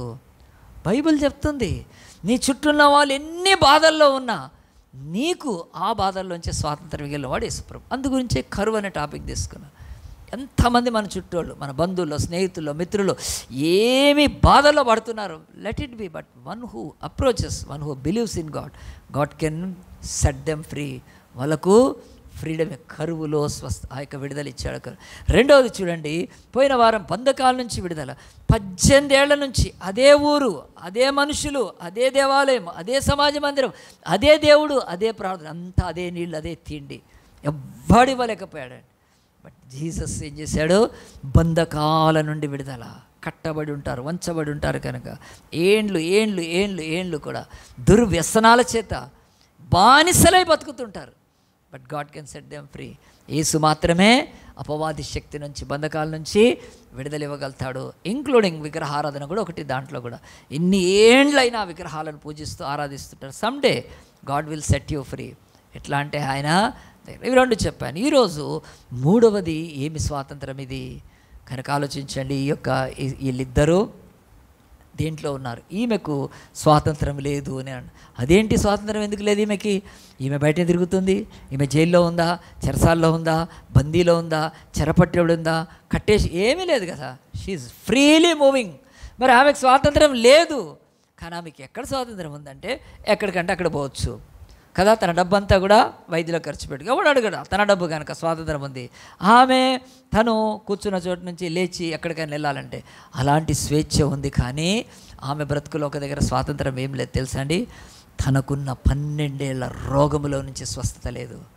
ఆ రోగములో నుంచి కొంచెం బయటికి వెళ్ళలేదు ఆమె. ఎక్కడికి వెళ్ళినా ఆ రోగంతో బందీ ఉంది. అది కూడా బ్లీడింగ్. ఆమెకు ఒక భయంకరమైన వ్యాధి. ఆమెకు పాపం ఎంత బాధపడుతుంది. దేవుడు అన్నాడు, మీకు స్వాతంత్రం లేదు. ఆమె వేరే దేశంలో పట్టుకొని పోయారా? టెర్రరిస్టులు, నక్సలైట్లు పట్టుకొని పోయారా? చెరసాల్లో ఉందా? చెంచల్గూడలో? ఏమీ లేదు. అనారోగ్యం ఈరోజు వచ్చారా? బైబిల్ చెప్తుంది. డిసీజెస్ ఈరోజు, సిక్నెస్ ఈజ్ ఏ బాండింగ్. అది ఖచ్చితంగా మనల్ని పెడుతుంది. 12 ఏళ్ల నుంచి మరి అతని గురించి ఆలోచిస్తే అతనికి స్వాతంత్రం ఉందా అంటే ఈయనకు లేకపోవచ్చు అండి స్వాతంత్రం. ఏం కాదు, ఆయనకు ఫుల్ స్వాతంత్రం ఉంది. ఎందుకంటే ఏదంటే అది మాట్లాడచ్చు. ఆయన మాట్లాడగలుగుతాడు, కోపం వస్తే అరవగలుగుతాడు, ఇష్టం అనిపిస్తే డబ్బులు ఇచ్చి ఒక బిర్యానీ తెప్పించుకోగలుగుతాడు. అంతా ఉంది ఆయనకు. ఆయనకు స్వాతంత్రం ఏం లేదు. ఆయన పట్టుకొని పోయి సిరియా దేశస్తులు బంధించలేదు. ఇశ్రాయేల్ దేశంలో ఉన్నాడు, వాళ్ళ ఇంట్లోనే ఉన్నాడు, అంతా స్వాతంత్రం ఉంది. కానీ ఆయనకు ఒక్క దగ్గర స్వాతంత్రం ఏంటంటే ఇక్కడి నుంచి లేచి నడవలేడు. బాడీలో సిక్నెస్, పక్షవాయువుతో అతను బంధింపబడి ఉన్నాడు, పెరాలసిస్ చేత బంధింపబడు. ఆ చెరలో ఉన్న అతను ఇదిగో ఈమె వ్యాధితో 12 ఈ యొక్క చెరలో ఉన్న వారికి దేవుడు విడుదల ప్రకటించడానికి వచ్చాడు. కనుక లూకా సువార్త 4వ అధ్యాయం తీయండి. బైబిల్ ఎంత స్పష్టంగా చెప్తుంది అంటే ఏసీ లోకానికి ఎందుకు వచ్చాడు? ఆ మతాన్ని పెట్టడానికి కాదు, ఆ యొక్క చర్చ్ బిల్డింగ్ మందిరాలు కట్టడానికి అస్సలు రాలేదు. కనుక యేసు ప్రభు ఎవడైనా చర్చ్ కడుతున్నాడు, అది కడుతున్నాడు అంటే ఇక కట్టుకొని లేవాడి సంగతి పోతే. దేవుడు మనుషుల్ని కట్టడానికి వచ్చాడు. 18వ వచనం, ప్రభువు ఆత్మ నా మీద ఉన్నది, బీదలకు సువార్త ప్రకటించుటకై ఆయన నన్ను అభిషేకించెను, చెరలో ఉన్న వారికి విడుదల. ఇదండి చెరలో ఉన్న వారికి అంటే యేసుప్రభు ఈ భూమి మీదకి వచ్చి అన్ని జైళ్ళు తిరుగుతూ, జైళ్ళల్లో తిరుగుతూ వాళ్ళని విడిపించాడా? ఎన్ని జైళ్ళు ఉన్నాయండి ప్రపంచంలో, మస్తు జైళ్ళు కదండి. రాజమండ్రి జైలు ఎవరైనా వెళ్ళొచ్చారా? వెళ్తారా? ఏమన్నా చెంచల్గూడకి వెళ్తారా? సో జైళ్ళు ఉన్నాయి కనుక ఎన్ని జైళ్ళు ఉన్నాయని. ఆ యొక్క ఫిల్మ్ యాక్టర్ సంజయ్ దత్ని దేంట్లో పెట్టారండి? పూణేలో ఎరవాడ అనే జైల్లో పెట్టారు. కనిమొళిని జైల్లో పెట్టారు కదా, తమిళనాడు మినిస్టర్ కనిమొళి, ఆమెను ఎక్కడ పెట్టారు? తిహార్ జైల్లో పెట్టారు. సో ఇండియాలో ఉండే జైళ్ళన్నీ మనం పేపర్లో చదువుతుంటాం. మన ప్రియమైన జైలు చెంచలు కూడా జగన్ గారు 400 రోజులు ఉన్నారు. జగనన్న జగనన్న జగనన్న జగమే జగనన్న కదా, 400 days కూర్చోబెట్టారు. దేంట్లో? చెంచలు కూడా. ఈరోజు ఆయన వైఎస్ఆర్సీపీ పార్టీ లీడరు, సీఎం అయ్యాడు. That's a different. సో దేవుడు చెప్తున్నాడు అలాగున్న రాజకీయంగా బంధిస్తే చెరలో ఉన్న వాళ్ళు నేను విడిపించడానికి కాదు. మనుష్యులు కొన్ని చోట్ల చెరలో ఉన్నారు, ఆ దైవము తప్ప ఎవ్వడు విడిపించలేడు. 12 ఏళ్ల ఈమెను బాగు చేసేవాడు ఎవ్వడు లేడు, విడిపించేవాడు. ఆ పక్షవాయు గల వాడిని ఎవ్వడు విడిపించేవాడు. విడిపించడం, దాంట్లో నుంచి బయటికి విడిపించడమే చెర. సో చెరలో ఉన్న వారికి విడుదలకు వచ్చాడు యేసుప్రభు. కనుక ఈ ఇద్దరికి విడుదల కలిగిందండి. స్వాతంత్రం ఇచ్చాడు దేవుడు. ఈమెకు స్వాతంత్రం ఇచ్చాడు, ఆమెకు స్వాతంత్రం ఇచ్చాడు. ఎట్లా ఈ స్వాతంత్రం ఎట్లా పొందాం? అనారోగ్యం నుంచి స్వస్థత, ఆ యొక్క స్వాతంత్రం ఎట్లా పొందామంటే 3 సంగతులు చెప్పి నేను ముగిస్తాను. నెంబర్ 1, ఫస్ట్ యేసును గురించి వినింది అని ఉంది బైబిల్. ఆమె యేసును గురించి విని. సో మనందరము అనారోగ్యాల్లోంచి స్వాతంత్రం పొందాలంటే first we should hear about the Jesus Christ. Yesu గురించి వినాలి. ఎందుకు వినాలి అంటే రోమా 10:17 చదువుతారా? బైబిల్ ఎంత సింపుల్గా ఉంది. న్యూ టెస్ట్మెంట్ చర్చ్లో మళ్ళీ తీస్తున్నారా? వినుట వలన విశ్వాసం కలుగును, వినుట క్రీస్తును గురించిన మాట వలన కలుగును. సో మొట్టమొదటిది ఈ పక్షవాయు గలవాడికైనా ఈమెకైనా ఫస్ట్ మనం స్వాతంత్రం పొందాలంటే వినాలి. ఈ స్వాతంత్రం ఇచ్చే ఆయన ఎవరు? ఆయన యేసుక్రీస్తు. ఆయన గురించి వినాలి. ఆయన ఏం చేశాడు, ఏం చేయగలుగుతాడు, ఎంత అది విన్నది. విన్న తర్వాత ఏం చేసింది ఆమె? విని కదండి, ఆమె ఎవరినైనా పంపించి యేసును మా ఇంటికి రమ్మందా? కాదండి, యేసు దగ్గరికి ఆమెనే వెళ్ళింది. వింటే నీకు స్వాతంత్రం రాదు. విన్న తర్వాత ఏం చేయాలి? నువ్వు ఆ యొక్క యేసు దగ్గరికి వెళ్ళాలి. ఈమె వెళ్ళింది యేసుప్రభు దగ్గరికి. యేసుప్రభు ఆమె ఇంటికి ఏం రాలేదు కనుక ఏమి అమెజాను లేకుంటే ఫ్లిప్కార్ట్ డెలివరీ ఇవ్వడు యేసుప్రభు. కానీ మనం వెళ్ళాలి యేసుప్రభు దగ్గరికి. ఆమె యేసుప్రభు దగ్గరికి వెళ్ళింది. వెళ్ళిన తర్వాత ఏం చేసిందండి? 3వది, ఆమె తన యొక్క జీవితంలో యేసుప్రభు యొక్క చెంగును మాత్రం తాకితే చాలనుకుంది. అంటే ఆమెలో యాక్షన్ ఉంది, ఆమెలో క్రియ ఉంది. అంటే తను యేసు దగ్గరికి వచ్చి ఆయన ముట్టుకోవాలి. తను అనుకుంది అట్లా. ఎవరు ఎట్లా అనుకున్నా దేవుడు అది కృప ఉంటే వస్తుంది. ఆమె అలాగున తన యొక్క జీవితంలో యాక్షన్లు. ఆ యాక్షన్ ఎలాంటిదంటే ఫెయిత్, విశ్వాసము. కనుక వినాలి, వెళ్ళాలి, విశ్వసించాలి. 3 కూడా వీతోటే వా అనేవాడు. వినాలి మొదట, 2వది వెళ్ళాలి, 3వది విశ్వసించాలి. సింపుల్. కనుక విశ్వసించినప్పుడు ఏం జరుగుతుందంటే వాళ్లకు విడుదల కదా. యేసుప్రభు ఆమె దగ్గర డబ్బులు ఏం తీసుకోలేదండి. యేసుప్రభు ఆమెను ఏమీ గద్దించలేదు, ఏమీ ఆశించలేదు. ఈరోజు భూమి మీద దేవుడు స్వాతంత్రం ఇవ్వటానికి స్వాతంత్రం ఉచితము. గట్టిగా చెప్పండి కొడదామండి. ఈరోజు స్వాతంత్రం రావటం ఉచితము. ఎన్ని దేవుళ్ళు, ఎన్ని దేవతలు, ఎన్ని ఈ లోకంలో భగవాన్ల దగ్గరికి వెళ్తే డబ్బు ఖర్చు, వెండి ఖర్చు, బంగారం ఖర్చు, ముడుపులు ఇవ్వాలి, జుట్టు ఇవ్వాలి, బంగారం ఇవ్వాలి, అర్పణలు ఇవ్వాలి, నైవేద్యం పెట్టాలి, ఆ యొక్క దర్శనానికి డబ్బులు కట్టాలి. ఎవ్వడు ఏ దేవుడు విడుదల ఇవ్వలేడండి. 1 జీసస్ ఒక్క కాణి లేకుండా, ఒక్క పైసా తీసుకోడు ఆయన. జస్ట్ క్యాప్టివ్స్ని సెట్ ఫ్రీ అంటున్నాడు ఆయన. అమ్మా నీ విశ్వాసం గొప్పది, నీకు స్వాతంత్రం ఇస్తున్నా వెళ్ళు. అంతే. రక్తస్రావములో ఉన్న ఆమె ఒక్కసారి హీల్ అయిపోయింది. అతన్ని అంటున్నాడు, నువ్వు పాపంలో ఉన్నావు కనుక నీ పాపాలు క్షమిస్తున్నాను, సెట్ ఫ్రీ, నువ్వు లేచి నడవమని చెప్పాడు. సో ఈరోజు బైబిల్లో స్వాతంత్రం రావడానికి వీళ్ళిద్దరి జీవితాల్లో ఫైనల్గా మీరు రాసుకోవాల్సింది 3 కాకుండా, ఈ భూమి మీద 95% రోగాలకు కారణం సిన్, పాపమే. గుర్తుపెట్టుకోండి. ఒక 5% సిక్నెస్కి కాకపోవచ్చు, ఎందుకంటే తల్లిదండ్రుల ద్వారా DNA లేకపోతే అంటారు హెరిడిటరీ ద్వారా రావచ్చు. 5%, 95% ఆ భూమి మీద రోగాలకు పాపమే కారణం. సో దేవుడు ఎట్లా స్వస్థపరుస్తాడంటే, ఒక మనిషి తను పాపి అని 12 ఏళ్ళ నుంచి డబ్బు పోగొట్టుకొని ఆ యొక్క వైద్యుల చుట్టూ తిరుగుతూ, లోకంలో ఎవరితో కలవలేక, ఈమె ఏ ఫంక్షన్కి వెళ్ళలేక, ఎప్పుడు చూసినా దుర్వాసనతో బాధపడుతూ తన బ్రతుకులో ఉన్నప్పుడు ఆమె ఏం చేసిందండి, నాకు ఎందుకు ఇట్లా జరిగిందని ఆమె పశ్చాత్తాపడడం మొదలు పెడుతూ తమ పాపం ఏదైనా తన బ్రతుకులో ఉంటే ఒప్పుకుంటూ ఉంది. అందు గురించే యేసు దగ్గరకు వచ్చినప్పుడు యేసు దగ్గర విడుదల కలిగింది.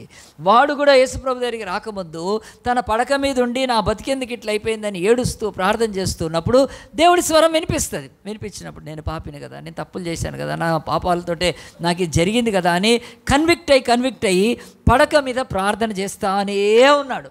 కనుకనే యేసు దగ్గరికి రాగానే ఫస్ట్ నీ పేరేంటి, నీ ఆధార్ కార్డ్ ఏది, మీ అమ్మ ఏంటి, మీ నాన్న ఏంటి, ఏం అడగలేదు. చూడండి, యేసు వారి విశ్వాసం చూచి నీ పాపములు క్షమింపబడుతున్నాయి. నీ సిన్, నీ పాపము నిన్ను బంధించింది. ఈరోజు నీ పాపములో ఈ రోగము నిన్ను బంధించింది కనుక నీ పాపాలు క్షమిస్తున్నాను అని చెప్పి అతనికి ఆ పాపాలు క్షమాపణ దొరికినాక యేసుప్రభు అన్నాడు, నీవు లేచి నీ పరిపెత్తుకోమన్నాడు. మరి ఎట్లా లేచాడండి అంటే, నేను అనుకుంటున్నాను, నాకు అర్థమైంది బైబిల్లో ఏంటంటే, యేసు మాట్లాడితే అందరికీ ఏమనిపించింది తెలుసా, నీవు లేచి నీ పరిపెత్తుకొని అట్లా వినిపించింది. ఇప్పుడు నేను అన్నాను అనుకో, ఈ ఫ్యాన్ తీసి అక్కడ పెట్టు, ఈ కంజర్ అక్కడ, అంతే వినిపిస్తుంది. కానీ వాడి చెవులకు అట్లా వినిపించకపోయిండొచ్చు అండి, 100% నేను చెప్తున్నా. యేసు వాడితో మాట్లాడుతున్నప్పుడు నీవు లేచి నీ పరిపెత్తుకో, అల్ఫా ఒమేగా శబ్దం వింటాడు. ఆదియు అంతమైన దేవుని స్వరము, భూమి ఆకాశాలను సృజించిన మహోన్నతుడమైన సింహాసనం, ఆ స్వరం వచ్చింటుందండి అతనికి. రాగానే బాడీలో వాడికి శక్తి వచ్చేసింది. దేవుడి స్వరం ఈరోజు కరెక్ట్గా ఆయన ఎప్పుడు వినిపిస్తాడు. సముద్రం వల్ల ఘోష కంటే మిక్కిలివైంది ఆయన. భూమి ఆకాశం వెలుగు కలమనగానే కదా కలిగింది. ఆ స్వరమే ఆది యందు వాక్యం ఉండెను, వాక్యము దేవుడై ఉండెను కనుక ఆది అంతము లేని అల్ఫా ఒమేగైన ఆ స్వరము అతని చెవుల్లో హృదయంలోకి వచ్చి ఉంటుంది. వాడికి వెంటనే అర్థమైపోయింది. లేచి అప్పుడు పరిపెత్తుకొని నడిచాడండి. సో పాపాలు క్షమించబడ్డప్పుడు దేవుడి యొక్క సన్నిధిలో ఆయన యొక్క ఆత్మ ద్వారా ఆ శక్తిని మనం పొందుకుంటాం. సో స్పిరిట్, దేవుడి యొక్క వాక్కు ఆత్మగతంలోకి వెళ్ళి ఆ చలనాన్ని, శక్తిని తీసుకొచ్చి ఉంటుంది. ఎవడైనా పడక మీద అలాగన పక్షవాయువులు ఉంటాడు, ఒక కాలు కదపలేనోడు లేచి పరిపెత్తుకొని చుట్టుకొని వాళ్ళ కళ్ళ ముందు వెళ్ళిపోయాడు. సో దేవుడు వాక్కుకు ఆ శక్తి ఉందండి. దేవుడు పంపించి అతనికి విడుదల ఇచ్చాడు కనుక ప్రియ దేవుని బిడ్డలారా, ఇక్కడ బైబిల్ ఏం చెప్తుందంటే, దేవుడి యొక్క సన్నిధిలో అనారోగ్యం ఈ భూమి మీద ఉన్న ఒక చెర మనుషులకు ఎన్ని రోగాలతో బాధపడుతున్నారు. ఈరోజు మన యొక్క ఇండియాలో ఒక నెంబర్ చెప్తాను, 6602. చెప్పండి ఎంత? 6602, 6602 రూపాయలు మనందరికీ వర్తిస్తుందండి. అదేంటో తెలుసా? అది 6602 రూపాయలు భారతదేశంలో సగటు మనిషి తను మెడిసిన్ కొరకు ఖర్చు పెట్టుకుంటాడు, ఆరోగ్యం కొరకు. ఎంత? 6600. పాస్టర్, నువ్వు ఏదో ఒకటి చెప్పేస్తున్నావు కదా అండి, ఇప్పుడు అసలే వర్షాకాలం పూలు పెడుతున్నావు మాకు అని అనుకోవద్దు కదండి. ఏమి కాదు, నేను ఫాలో అవుతాను కనుక కొంచెం గొప్ప ఇండియన్ స్ట్రాటజీ. ఈరోజు భారతదేశం హెల్త్ కేర్ యొక్క ఆ వాల్యూమ్ ఎంతో తెలుసా అండి? 30.44 లక్షల కోట్లు ఈరోజు భారతదేశంలో. దాంట్లో 3 ఉంటాయి. ఒకటి ఏంటంటే హాస్పిటల్స్, రెండవది ఫార్మసీ, మూడోది డిజిటల్ ఆ యొక్క ట్రీట్మెంట్. ఈ మూడింటిని భారతదేశం అంచనా కడితే, భారతదేశానికి ఆయుష్మాన్ అని చెప్పి భారతదేశంలో మెడికల్ ఇది ఉంది కదా, హోమ్ మంత్రి ఉంటాడు కదా, ఆరోగ్య మంత్రి, వాళ్ళ లెక్కల్లో ప్రపంచంలో మన దేశము 30.44 లక్షల కోట్ల డబ్బు ఇండియన్స్ దేనికి ఖర్చు పెట్టుకుంటారు? హెల్త్ కేర్కి. మరి 6,602 అంటే ఈచ్ ఒక వ్యక్తికి వేస్తే వస్తుంది. మన జీడిపిలో 3.2% అది భారతదేశంలో. మన మొత్తం జీడిపిలో 3.2% అంటే 30,44 లక్షల కోట్లు. ఎందుకు చెప్తున్నా అంటే ఈరోజు అందరూ కూడా ఈ భూమి మీద అనారోగ్యపు చెరలోకి వెళ్తారు, అనారోగ్యపు చెరలో ఉండిపోతారు, అనారోగ్యపు బంధకాల్లో ఉండిపోతారు. ఎంత డబ్బు ఖర్చు పెట్టి ఎంత బాధపడుతుంటారు. మరి ఆ దేవాతి దేవుడు చూసి ఏం చేస్తున్నాడండి, ఇదిగో ఈమె బాగలేకపోతే ఆమె బంధింపబడితే విడుదలిచ్చాడు, అతనికి కూడా స్వాతంత్రం ఇచ్చాడు, ఇద్దరికీ స్వాతంత్రం ఇచ్చాడు. మరి యేసు స్వాతంత్రం ఇస్తాడా లేదా? 100% ఇస్తాడండి. నేను జరిగిన ఒక సంఘటన చెప్తాను. ఇది చాలా ఏళ్ల క్రితము. నేను ఒక హాస్పిటల్కి వెళ్ళాను. ఆ హాస్పిటల్ గవర్నమెంట్ హోమియో హాస్పిటల్. అది ఎక్కడుండింది? హైదరాబాద్లో దిల్సుఖ్ నగర్లో అనిబెసెంట్ కాలేజ్ అని ఒకటి ఉండేదండి. ఆ కాలేజ్ ఇప్పుడు లేదు, తీసేశారు.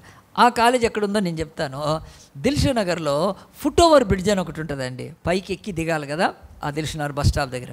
ముందు యువతలు ఉండేది. అప్పుడు బాంబ్ బ్లాస్ట్ అయినాక, కరోనా వచ్చినాక ఆ యొక్క మెట్రో వేసేటప్పుడు అది తీసేసి మెట్రో వేసేసారు. అంతకుముందు ఇక్కడే ఉండేది, ముందు ఉండేది.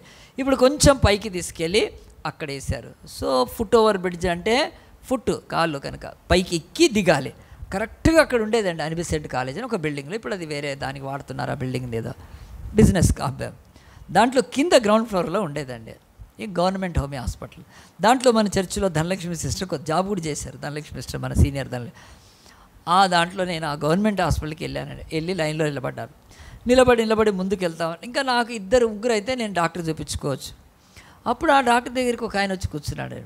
కూర్చుంటే ఏమంటాం, ఆయన లైన్లోంచి దూరినాడు కాదు, డైరెక్ట్ వెళ్ళి పక్కన కూర్చున్నాడు. అర్థమైంది, ఆయన డాక్టరే, ఈ డాక్టర్కి ఆయన స్నేహితుడు. ఇద్దరు ఏం చేస్తున్నారంటే మంచిగా కులాసగా మాట్లాడుకుంటున్నారండి. మేమేమో నిలబడి ఉన్నాం. నాకు ఒళ్ళు మండుతూ ఉంది, బయట చల్లగా ఉంది కానీ లోపల మండుతూ ఉంది. ఎందుకంటే లైన్లో మేము ఇంతసేపు నిలబడితే ఆయన హాయిగా మాట్లాడుకుంటున్నారు. మరి ఏమంటామండి కదా, ఏమంటాం? ఈయన డాక్టర్ అండి, గవర్నమెంట్ డాక్టర్, ఎక్కువ మాట్లాడలేదు, ఫ్రీగా చూస్తారు. నాకు మండుతూ ఉంది కానీ ఏమే తలుచుకుంటా ఉన్నా. అయిపోయింది, సరే ఇంకొద్దిగా అయినా ఇంకొకటి అయిపోయినాక నేను నా బాధ ఏదో చెప్పుకున్నాను. చెప్పాడు, రాశాడు. ఆ చిట్టి తీసుకొని పోయి ఫార్మసీలో వేస్తే హోమియో గోళీలు ఇచ్చారండి. అవి తీసుకొని బయటకు వస్తున్నాను. నాకు ఏమాత్రం కూడా ఇది లేదండి. ఒళ్ళు మండుతుంది, పెద్ద గొడవ చేయొచ్చు నేను. హక్కులు కనుక చాలా ఫైట్ చేస్తాను నేను. బ్యాంకులో అరిస్తే మేనేజర్ బయటకు వస్తాను నేను. ఇప్పటికీ అట్లా ఇస్తాను ఒక్కోసారి, ఎప్పుడైనా ఇస్తే. అలాగున ఆ రోజు నాకు అట్లాంటిది ఏమీ లేదండి. ఎందుకంటే అతను అట్లా డాక్టరు, మేమంతా పిచ్చోళ్ళగా నిలబడితే తన స్నేహితుడితో మాట్లాడుకుంటున్నారు. ఇద్దరు హాయిగా మాట్లాడుకుంటున్నారు, మేమేమో లైన్లో నిలబడి ఉన్నాం. కనుక వ్యతిరేకించచ్చు. కానీ నాకు ఆ రోజు లేదండి. ఎందుకంటే నేను అప్పటికే చాలా నిరాశలో ఉన్నాను. నాకు ఏ మూడు కూడా లేదు, కొట్లాడే మూడుగానే. బయటకు వచ్చి ఆ మందులు తీసుకొని అంత దూరం వచ్చినాక, అదే దిల్సుఖ్ రోడ్డు మీద, ఆ కోపంతో ఆ మందులు ఇసిరి కొట్టానండి కింద. అటు పడేసాను, ఫుట్పాత్ మీద పక్కన పడేస్తే.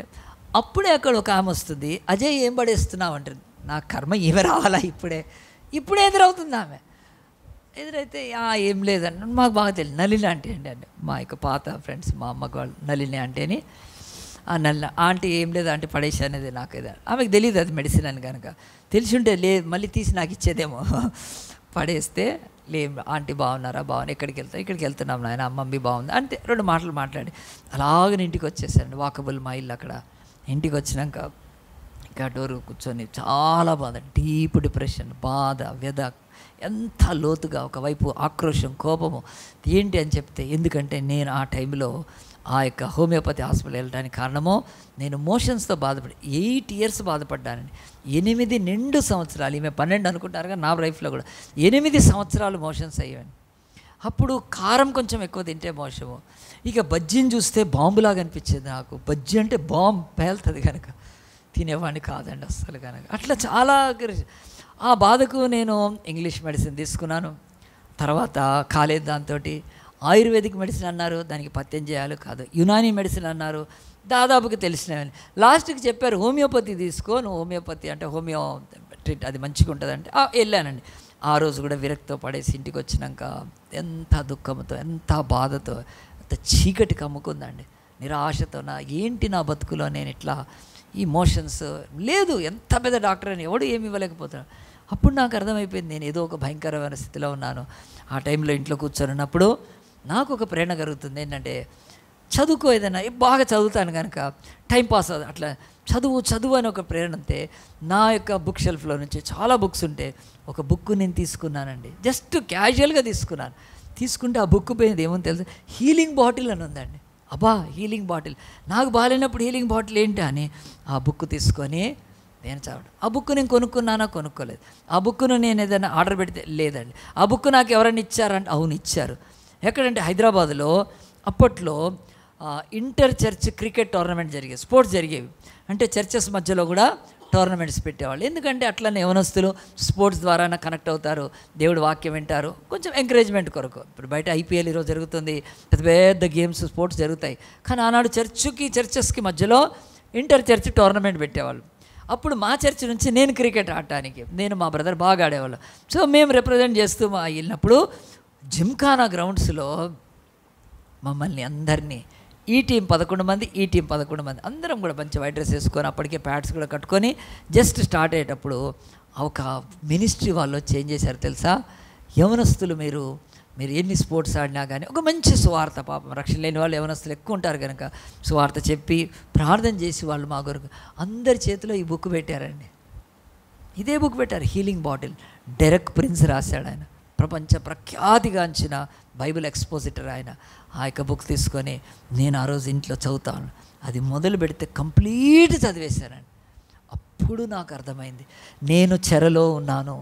8 years నన్ను బంధించింది ఏమిటి? ఒక సిక్నెస్. దాని నుంచి ఏ మందుకు విడుదల కలగట్లేదు అసలు. నేను అప్పుడు ఆయన బుక్ చదువుతుంటే ఆయన తెల్లపరిచేశాడు. ఎవరైనా డాక్టరు నీకు మెడిసిన్ తీసుకోమంటే తీసుకుంటావు, పొద్దున సాయంత్రం మధ్యాహ్నం వేసుకోమంటే వేసుకుంటావు, మళ్ళీ ఏం చేస్తావు? తినకముందా, తిన్న తర్వాత, అంటే సచిన తర్వాత సావకముందా అన్నట్టు కదా, 3 సార్లు వేసుకుంటావు మంచిగా. ఏది ముందు ఏది వేసుకుంటావే. కానీ దేవుడు నిన్ను స్వస్థపరి ఎప్పుడైనా 3 times ప్రేయర్ చేసావా? ఇట్లా మొదలుపెట్టాడండి. పొద్దున చేయి, మధ్యాహ్నం చేయి, సాయంత్రం చేయి. అరే నాకు నిజమే అనిపించింది, మనము ప్రార్థన 3 సార్లు చేయి, 3 సార్లు మందులు వేసుకోమంటే వేసుకుంటాం. తెలిసి నేను అప్పుడు మోకాళ్ళలోనికి ఆ బుక్ చదువుతూ క్లియర్గా బైబిల్లోని ఆది కాండం నుంచి ప్రకటన వరకు స్వస్థత విషయమే నా కళ్ళు తెరిపించాక నాకు ఇమ్మీడియట్ మెరకలు ఏం జరగలేదండి. నేను 15 రోజుల వరకు ప్రార్థన చేస్తున్నాను. 15 నెలల రోజులు అయిపోయింది, పూర్తిగా మోషన్స్ తగ్గిపోయినాయి. గట్టిగా చెప్పలు కొడదామా? ఈ రోజు వరకు నాకు ఆ సంతోషం అండి. తర్వాత ఇంకెప్పుడు నాకు ఆ బాధ కలిగి, అప్పుడు ఆ బైబిల్లోంచి నేను తెలుసుకున్నాను ఏమిటంటే, ఈ భూమి మీద ఎన్నో చెరలు ఉన్నాయి. ఈరోజు అనారోగ్యం అనే ఒక చెర అది మనిషికి ఉంది. యేసు దాని నుంచి విడిపించడానికి ఈ లోకానికి వచ్చాడు ఆయన. కనుక ఆయన యేసు ప్రభు చెప్తున్నాడు, ఆ యొక్క యెషయా గ్రంథం 53:5 తీస్తే, భూమి మీద ఈ వాక్యం అందరికీ తెలుసు, అందరూ చదువుతారు. కానీ ఆయన ఎప్పుడైతే ఆ బుక్లో మరి ఆ యొక్క నాకు నేర్పించాడో దాన్ని డీప్గా వెళ్ళి డివైన్ హీలింగ్ ఉంది, డివైన్ డెలివరెన్స్ ఉంది అని తెలుసుకొని చదువుతారు. యెషయా 53:5, మన అతిక్రమల క్రియలను బట్టి అతడు గాయపరచబడెను, మన దోషములను బట్టి నలగొట్టబడెను, మన సమాధానత శిక్ష అతని మీద పడెను, ఆయన పొందిన దెబ్బల చేత. ఇది చాలామంది స్పిరిచువల్గా తీసుకొని ఎన్నో రకాలుగా చేస్తారండి. ఎవడేం చేసుకున్నా నాకైతే అక్కర్లేదండి. ఇక్కడ బైబిల్లో ఏం చేస్తారంటే, స్వస్థత అంటే ఇది స్పిరిట్లో స్వస్థత, ఆత్మలో స్వస్థత, శరీరంలో కాదు అని అంటుంటే ఆ బుక్ చదవండి అండి మీరు. ఎందుకంటే డెరెక్ ప్రిన్స్ది ఈరోజు హీలింగ్ బాటిల్ అనే బుక్ ఉంది, ఇప్పటికి దొరుకుతుంది. అది చదివినాక లేకపోతే నాలాంటి వాళ్ళు చెప్పినాక అనుకుంటారు. ఇక్కడ యేసుప్రభు దేవుని యొక్క వాక్యం ఏముందంటే 5వ వచనంలో, మన అతిక్రమ క్రియలను బట్టి, క్రమం లేదంతా అతిక్రమమే కదా, అడ్డగోలుగా చేసేవన్నీ కూడా అతడు గాయపరచబడ్డాడు. ఆ తర్వాత మన దోషములను బట్టి మనం అనేక దోషాలు చేస్తున్నాం, నలగొట్టబడ్డాడు. మన సమాధానం, ఎవరితో సమాధానం? తండ్రి అయిన దేవుడితో. ఈ బాడీ, ఈ శరీరము, ఈ ఆత్మనిచ్చిన దేవుడి ఎదుట మనం సమాధాన పడాలి. సమాధాన శిక్ష అతని మీద పడింది, మన మీద పడటానికి. అతడు పొందిన దెబ్బల గాయాల చేత మనకు స్వస్థత కలుగుచి. సంథింగ్ రిలేటెడ్ టు ద ఫిజికలే. ఇక్కడ స్పిరిచువల్ ఆటోమేటిక్గా ఉంది, నో ప్రాబ్లం, స్పిరిచువల్ స్వస్థత కలగాలి. కానీ ఫిజికల్ హీలింగ్ కూడా దేవుడు చెప్పాడు. ఇది 100% నేను నమ్మి ఈరోజు వరకు కూడా అండి. తర్వాత నేను ఆ మందులు మానేసి, మందులు లేకుండా సంవత్సరం అయింది, 2 సంవత్సరాలు అయింది, జ్వరం వచ్చింది, తర్వాత ఎన్ని వచ్చినా మెడిసిన్ వేసుకోకుండా 10 ఏళ్ళు గడిచిపోయిందండి నా లైఫ్లో. అప్పుడు ఏం చేశాను తెలుసా? ఒక పెద్ద సెలబ్రేషన్ చేసుకున్నా. ఆ సెలబ్రేషన్ పేరేంటో తెలుసా? A decade without doctor. నా చెయ్యి పట్టుకోకుండా డాక్టరు 10 ఏళ్ళు నేను ఏ సిక్నెస్ లేకుండా. సిక్నెస్ వస్తే ఇంతే, ప్రార్థన చేయడము, ప్రభువుని అడగడము, ప్రభువా నా పాపములు క్షమించు అని చెప్పడం. అలాగ 16 ఏళ్ళు దాటిపోయిందండి నాకు ఆ హీలింగ్. తర్వాత నాకు హీలింగ్ గురించి ఎంత కృప ఇచ్చాడంటే, హీలింగ్ మీద నేను ఈ 30 ఇయర్స్లో ఎన్నో చోట్ల వాక్యం చెప్పాను, ఎన్నో సెమినార్స్ నా ఆత్మీయ బిడ్డలకు ఎంతోమందికి సిక్నెస్ గురించి నేను నేర్పించాను. సో బైబిల్ స్వస్థత గురించి చెప్తుంది, నేను నేర్చుకున్నానండి. స్వస్థ రోగం అనేది అది చెర, అది ఒక బంధకాలు. దాంట్లోకి వెళ్ళిపోయి బయటికి రాక విలవిల కొట్టుకున్న వాళ్ళకే తెలుసు. అది నీకు ఆరోగ్యం ఉంది, నీకేం తెలియదు, వాళ్ళకు తెలుసు. కానీ యేసు లోకానికి వచ్చి ఆ చెర నుంచి విడుదలయ్యటానికి వచ్చాడు కనుక ఆ యేసు ప్రభు ఇక్కడ అంటున్నాడు, నేను మీకు అనారోగ్యాల నుంచి స్వస్థత ఇస్తాను. మరి అనారోగ్యం మరి డాక్టర్లు ఏంటి? డాక్టర్లు కాదా? ఒకవేళ నేను మందులకి వ్యతిరేకిన మరి అజయన్న చెప్తే మరి మీరు తప్పు కాదు. ఎందుకంటే కొంతకాలం అట్లా కూడా అనుకున్నారు. అస్సలు కాదు, మీరు మందులు అస్సలు తప్పు కాదు. మందులు తప్పే అనుకుంటే మా పాపను మేము మెడిసిన్ ఎందుకు చదివించే వాళ్ళమండి? ఈరోజు మెడిసిన్ చేసి తాను వనస్థలిపురంలో మెడికల్ ఆఫీసర్గా పనిచేస్తుంది. రోజు 60-70 మంది పేషెంట్స్ని చూసి వస్తుంది కనుక ఆలోచించండి. మెడిసిన్ తప్పు కాదు. ఒక క్లారిటీ బైబిల్లో ఉంది, మీరు రాసి పెట్టుకోండి. ఈ భూమి మీద 3 టైప్స్ ఆఫ్ మెడిసిన్స్ ఉన్నాయి, 3 రకాలైనవి ఉన్నాయి. ఫస్ట్ది మంత్రాలతో కదా, బైబిల్లో చర్చిలో పట్టుకొని ఇవేనా నువ్వు అంటే, అవును నేను చర్చిలో నిలబడి చెప్తున్నాను, బైబిల్ పట్టుకొని చెప్తున్నాను, దేవుడి రక్తం చేత కడగబడిన బిడ్డగా చెప్తున్నాను. ఈ రోజు వరకు మంత్రాలు పనిచేస్తున్నాయి. అసలు అకల్ట్, అది సాతాను శక్తి, అది పాతాళ శక్తి. కనుక ఇప్పటికీ మంత్రాలు వేస్తే బాగుపడ్డ వాళ్ళు ఉన్నారు. అది దేవుడు వాక్ చెప్తుంది. ఎందుకనంటే ఈ యొక్క మోషే కర్ర కింద వేస్తే పాము అయితే, ఆ యొక్క ఫరో దగ్గర వాళ్ళు కూడా అందరూ కర్రల కింద వేస్తే పాములైనాయి. మరి ఎట్లయినాయి? మరి బైబిల్లో ఉంది కదా. అది మోషే తన కర్రని కింద వేసాడు, దేవుడు అది పాము అవుద్దని చెప్పాడు. ఆడికి పోయినాక ఇక నా కర్ర పాము అవుద్ది, దేవుడు కాదు. ఐగుప్తు మంత్రగాళ్ళు అందరూ కర్రలు కింద వేస్తే ఏమైంది? అన్ని పాములైనాయి. మరి అప్పుడు మోషే ఇదేంట్రా బాబు, నా దేవుడికే కాదు వీళ్ళకి శక్తి ఉందా? ఉంది, వాటికి శక్తి. సైతాన్ ఇంకేమి తొలగించబడలేదు భూమి మీద, వాడున్నాడు, వాడికి శక్తులు ఉన్నాయి కొన్ని. కనుక కానీ అది దేవునికి మించిన శక్తి కాదు. కనుక ఆ కర్ర, మోషే కర్ర అన్ని కర్రలు మింగింది. వాళ్ళు వచ్చేటప్పుడు కర్రతో వచ్చారు, పోయేటప్పుడు లేకుండా పోయారు. అంటే వచ్చేటప్పుడు బట్టలు వేసుకొచ్చారు, బట్టలు ఉండి పంపించాడు. దేవుడు ఆ పని చేస్తాడు. సో మొదటిది మంత్రశక్తి. ఈరోజు ప్రపంచమంతట్లో మంత్రగాళ్ళు ఉన్నారు, వాళ్ళు దే కెన్ హీల్, వాళ్ళు కొన్ని విషయాలు బాగా చేయగలుగుతారు వాళ్ళు. కనుక మొదటిది మంత్రం శక్తి, మంత్రం ద్వారా. రెండవది మందుల ద్వారా. మందులు ఎందుకంటే అది చదువు ద్వారా, విజ్ఞానం ద్వారా మనకు వచ్చింది కనుక మందులు. మరి మందులు ఎవరు వేసుకుంటున్నారు? ఈ యొక్క మంత్రగాళ్ళ దగ్గరికి వెళ్ళలేక. మంత్రగాళ్ళ దగ్గరికి వెళ్తే ఏం చేస్తారు? వాడు కాలు ఎత్తి మన నెత్తి మీద పెడతాడు, ఇట్లా మన మొహం మీద ఇట్లా అంటాడు. మరి పెట్టించుకోవాలి ఇట్లా మొహం కదా. వాడు కళ్ళు తెరిచి ఆడు నిమ్మకాయ పోస్తాడు. అరే నిమ్మకాయ కదరా, నీళ్ళు పోస్తే తట్టుకోలేము, మంటలు చేస్తాడు. ఎందుకంటే మంత్రగాళ్ళ దగ్గర వాడు వెనక్కి కొంగని డుక్కుమని కొడతాడు. చూడండి, మీరు యూట్యూబ్లో చూడండి, వాళ్ళందరికీ ఉన్నాయండి, వాళ్ళందరూ చేస్తారు. కనుక బాబాగాళ్ళు అంతా చేస్తారు. సో అది ఉంది కనుక దానికి చదువుకున్న వాళ్ళు వెళ్ళలేరండి. ఎందుకంటే మనం సివిలైజ్డ్ లిటరేట్ కనుక మనం ఆ దగ్గర కలిసి ఏం పోతామని వాళ్ళకు మందులు, ఈ మెడిసిన్. ఎందుకంటే please be seated, what's your name, మీది ఇవ్వండి అని చెప్పి మంచి కలర్ బిల్లు తీస్తారు కదా హాస్పిటల్. ఇది బాగుంటుంది కనుక అక్క కలర్ బిల్లు వేస్తారు, మనకు మంచిగా అనిపిస్తుంది. డాక్టర్ ఇస్ కాలింగ్, గో అనగానే వెళ్ళంగానే అక్కడ నర్సు వాళ్ళు ప్లీజ్ లోపల అని చెప్పి కూర్చోబెట్టి మంచి సీట్లో కూర్చోబెట్టి మంచి గుండు కరుగుతారు కదా. సో ఇది మనకి ఇష్టం కనుక మనం మంత్రగాళ్ళ దగ్గరికి వెళ్ళలేమండి. డాక్టర్ దగ్గరికి వెళ్తామంటే అంత పాష్గా ఉంటుంది, నర్సెస్ అంతా చక్కగా ఉంటారు కదండి. వాళ్ళు కూడా స్పీడ్గా తిరుగుతూ ఉంటారు నర్సులు, అంతా బాగుంటుంది కనుక మంచిగా ఉంటుంది. మంచిగా పోయి కొంతమంది అయితే నర్సులను చూసుకుంటేనే కొంతమంది హీల్ అయిపోయిన వాళ్ళు ఉన్నారు. ఎందుకనంటే మరి వాళ్ళ జాతి అట్లా కనుక, వాడికి మందు కంటే వాడి చూపు వేరుగుంటుంది కనుక. ఎందుకు అక్కడ వాళ్ళు ఎన్నో మాటలలో అండి అట్లా చాలా మటుకు బిజినెస్ కూడా చేస్తున్నారు ఈరోజు. నేను అనకూడదు కానీ నేను చదువుతాను కనుక చెప్తున్నాను ఈరోజు. అలాగున ఈరోజు మందులతో స్వస్థత ఉంది. ఎందుకుందంటే బైబిల్ కూడా చెప్తుంది, గిలాదులో గుగ్గిలము అని చెప్తుంది బైబిల్. గిలాదు అనేది ఒక ప్లేస్. ఈరోజు నా బతుకులు ఇంకా నేను ఇజ్రాయెల్ దేశానికి వెళ్ళలేకపోతున్నా, పొయ్యి వచ్చుంటే బాగుంటుంది. గిలాదు ఒక ప్లేస్ అండి అది. ఈరోజు దేవుడి యొక్క ప్రపంచానికి ఆనాడు గిలాదు నుంచి మొత్తం సప్లై అయ్యేది మెడిసిన్. గిలాద్ అనే ఒక స్థలం ఇస్రాయేల్ దేశంలో, అక్కడ హర్బ్స్ మెడిసిన్కి ఉండే ఆ యొక్క ప్లాంట్స్ ఉంటాయి కనుక దాన్ని తీసి అప్పుడు వాళ్ళు తయారు చేసి గిలాదు గుగ్గిలం అని వచ్చింది పేరు. గుగ్గిలం అంటే మెడిసిన్, దాన్ని అమ్మేవాళ్ళు అంతా కూడా. ఈరోజు మన భారతదేశంలో ఆయుర్వేదిక్ డెవలప్ చేసుకోలే మన వాళ్ళు. బ్రహ్మాండమైంది ఆయుర్వేదం కూడా, అసలు తెలుసా అండి, చాలా గొప్ప ఆయుర్వేదం మెడిసిన్ అది చేసుకున్నారు, ఇక్కడ ఇండియాలో తయారు చేసుకున్నారు.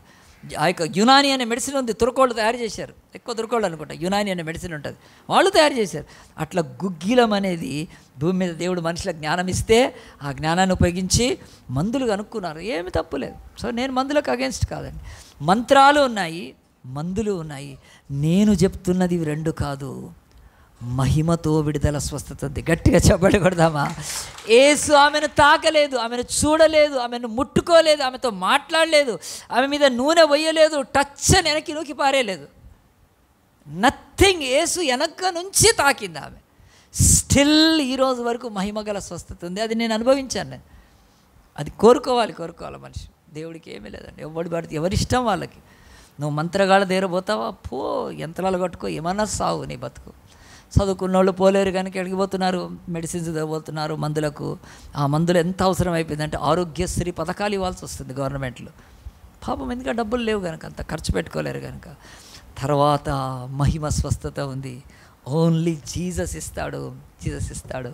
యేసు ప్రభు కూడా ఆ యొక్క పక్షవాయు గల వాని దగ్గరికి వెళ్ళి వాడిని ఊపి ఇట్లా కాదు, ఇప్పుడు పాస్టర్లు ఊపుతారేమో పట్టుకొని కదా, ఊపి ఇట్లా అని టచ్, ఏమీ లేదండి. నీవు లేచి నీ పరిపెత్తుకున్నాడు.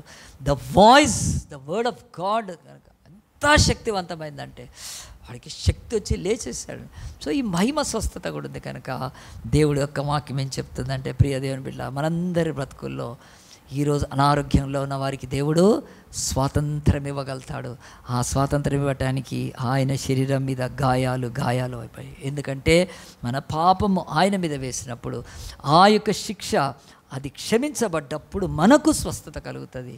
సో ఇక తెలియక ఈరోజు ఎంతమంది పాస్టర్లు కానీ ఎంతమంది దైవ సేవకులు కూడా ఈరోజు క్రైస్తవులు బుద్ధిహీనంగా, ప్రభా నీ రక్తంతో స్వస్థ, అస్సలు కాదండి.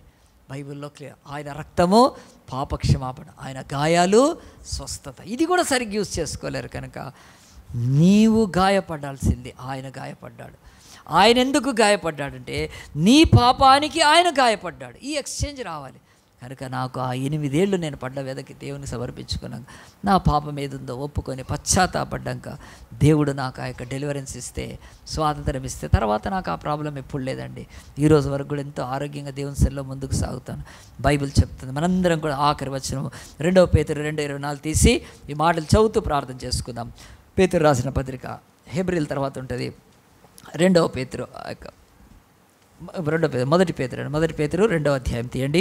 మొదటి పేతురు 2వ అధ్యాయము 24. మనము పాపముల విషయమై చనిపోయి ఎవరైనా విడుదల పొందాలంటే దేవుడు అంటున్నాడు, నీ పాపం విషయమై నువ్వు చనిపోవాలి. చనిపోవడానికి ముందు పశ్చాత్తాపడాలి. పాపం విషయమై నీ జీవితంలో పూర్తిగా దేవుని యొక్క సన్నిధిలో ఆ పాపం విషయమై నిర్విర్తులమైపోవాలి. కనుక పాపం విషయమై చనిపోయి నీతి విషయమై జీవించాలి. నీకు నేను విడుదలిస్తేను మళ్ళీ పాపంలో జీవించడానికి కాదు, ఆ పాపం విషయమై చనిపోయిన వాడిగా ఉండాలి. రెండవది నీతి విషయమై బ్రతుకుతూ ఉండాలి. అందు గురించి ఇస్తాను నేను అని చెప్పి దేవుడు నీతి జీవించినట్లు ఆయన తానే తన శరీరమందు మన పాపమును మ్రాను మీద మోసుకొనెను. ఆయన పొందిన గాయముల చేత మీకు స్వస్థత అన్నది తిరిగి. ఎంత క్లారిటీ ఉందండి. ఎవరైనా పిచ్చిగా పట్టుకొని ఇది ఆత్మస్వస్థత అది వాళ్ళ వెర్రికి వదిలేస్తున్నాను. ఆత్మల స్వస్థత ఖచ్చితంగా ఇస్తాడు దేవుడు, ఆత్మల స్వస్థత. కానీ ఇక్కడ ఎంత కనెక్ట్ చేస్తున్నాడు చూడండి. ఆయన పొందిన గాయాలు మీ పాపాల విషయం రాను మీద ఏం శరీరం కదా ఎలాడింది, శరీరం మీద కదా కొట్టింది వాళ్ళు. కనుక నీ యొక్క ఈ యొక్క అనారోగ్యపు శిక్షను లేకపోతే ఆ పాపానికి ఆయన భరించాడు కనుక విడుదల వస్తుంది అని బైబిల్ చెప్తుంది. కనుక ఆ యొక్క మాట అయితే ఎంత చక్కగా వాడతాడంటే, ఆయన పొందిన గాయముల చేత మీరు స్వస్థత పొందితిరి. ఇది జరిగిపోతుంది. కనుక ఆ దేవాతి దేవుడు ఒక్కసారి సిలువలో మనం చూస్తే యేసు ప్రభు ఈరోజు చెరలో ఉన్న వారికి భూమి మీద వేల లక్షల్లో ఈరోజు అనారోగ్య చెరలో ఉన్నారండి. ఎంత డబ్బు ఖర్చు పెట్టుకున్నారు, ఎంత విసిగిపోతున్నారు, ఎంత వేసారిపోతున్నారు. ఈ భూమి మీద చాలామంది రక్షణకు కూడా ఈ స్వస్థత ఒకటి కారణమైందండి. కానీ ఆ స్వస్థత ఇచ్చిన తర్వాత వాళ్ళు నీతి విషయం జీవించకపోతే వేస్ట్. ఒకతని చెరసాల్లోంచి బెయిల్ ఇచ్చి బయటికి తీసుకొచ్చాం, మళ్ళీ 3-4 రోజులను దొంగతనం చేసి పట్టుబడి తీసుకుపోయి ఆయన జైలు వేసేస్తే వాళ్ళ ఇంట్లో కూడా రారు. ఇక బోరా నీకు సిగ్గు లేదు, మేము ఇన్ని ఖర్చు పెట్టి లాయర్ను మాట్లాడి ఎంత కష్టపడి జైలుకి వచ్చి పోలీస్ స్టేషన్ చుట్టూ తిరిగి బెయిల్ ఇప్పించి బయటికి తీసుకొస్తే మళ్ళీ 2-3 రోజుల్లో ఆడ దొంగతనం చేసి ఏదో ఒకటి పట్టుబడి పోలీసులు తీసుకుపోయి మళ్ళీ లోపడేసేస్తే వాళ్ళు ఇంట్లో అంటారు సావరా లోపడి సావంటారు. ఎందుకు నీకు బెయిల్ ఇచ్చి కదా నువ్వు మంచిగా బతకటానికి. సేమ్ దేవుడు అన్నాడు, నా గాయాల చేత మీకు అనారోగ్యం నుంచి విడుదల ఇస్తాను, కానీ మీ శరీరాన్ని పాపము లేకుండా, మీ శరీరంతో పాపం బతకకుండా, మీ శరీరంతో మీరు ఆ యొక్క దురేచ్ఛలు నెరవేర్చుకోకపోతే నీతి విషయమైన అలాగా జీవిస్తారు. అంత మాత్రమే కాదు, మీరు ఎవరికైనా ప్రార్థన చేస్తే నేను స్వస్థపరుస్తాను. మీరు టచ్ చేసి ప్రార్థన చేస్తే నేను ఆ శక్తికి తీసుకెళ్తాను మిమ్మల్ని. కానీ మీరే బందీలే బతకద్దు, అనారోగ్యాలతో బతకద్దు. కనుక నాకు డబ్బు వెండి బంగారం అక్కర్లేదు, మీ ఫెయిత్ ఇవ్వండి. ఆ ఫెయిత్ పెట్టే ముందు మీ పాపాలు ఒప్పుకోండి, మీరు పశ్చాత్తాపడండి. నేను ఒక స్వాతంత్రాన్ని భూమి మీద ఇవ్వటానికి వచ్చాను. అనారోగ్యాల్లోంచి స్వస్థత ఏ దేశము, ఏ రాజ్యము, ఏ ప్రభుత్వాలు కూడా మానవులకు ఇవ్వలేవు. అందరం తల్ల వంచి కళ్ళు మూసుకొని, ప్రభా ఈరోజు మేము బైబిల్లో నుంచి 3వ స్వాతంత్రం నేర్చుకుంటున్నాం ప్రభా. ఆ స్వాతంత్రము అనారోగ్యం నుండి, సిక్నెస్ నుంచి దేవుడు విడుదలిస్తాడు, ఇవ్వగలుగుతాడు. ఆయన భయంకరమైన వ్యాధుల్లోంచి 12 ఏళ్ల రక్తస్రావం కలిగిన ఆమెకు అంతటా స్వాతంత్రం ఉన్నట్టుంది, కానీ తన శరీరంలో ఆ వ్యధ, ఆ బాధలోంచి స్వాతంత్రం లేదు. కానీ దేవుడు ఆమెకు ఆ స్వాతంత్రం ఇచ్చాడు. కానీ ఎంత ధనం కలిగి ఉన్నాడో, ఎంతమంది స్నేహితులు కలిగి ఉన్నాడో, ఎంత మరి కుటుంబ ఆస్తులు ఎన్నున్నప్పటికీ వాడు పడక మీద నుంచి లేవలేడు. పక్షవాయువుతో బాధపడుతున్న వాడికి దేవుడు స్వాతంత్రం ఇచ్చాడు. ఎంత స్వాతంత్రం అంటే తన పడకను తను చుట్టుకొని అందరి ముందు నడిచిపోయే రీతిగా దేవుడు స్వాతంత్రం ఇచ్చాడు. పడుకున్నవాడు లేచి నడిచే స్వాతంత్రం ఇచ్చాడు. దుర్వాసనతో ఉండే ఆమె అందరినీ హత్తుకునేంత ఆ యొక్క స్వస్థత ఆమెకి ఇచ్చాడు కదా. స్వాతంత్రము ఇచ్చే దేవుడు ఈ భూమి మీద.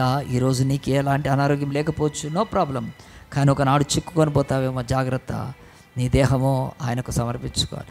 రెండవది, నీ బ్రతుకులో ఎవరైనా అనారోగ్యపు చెరలో ఉంటే నువ్వు వారికి సువార్తను చెప్పవచ్చు.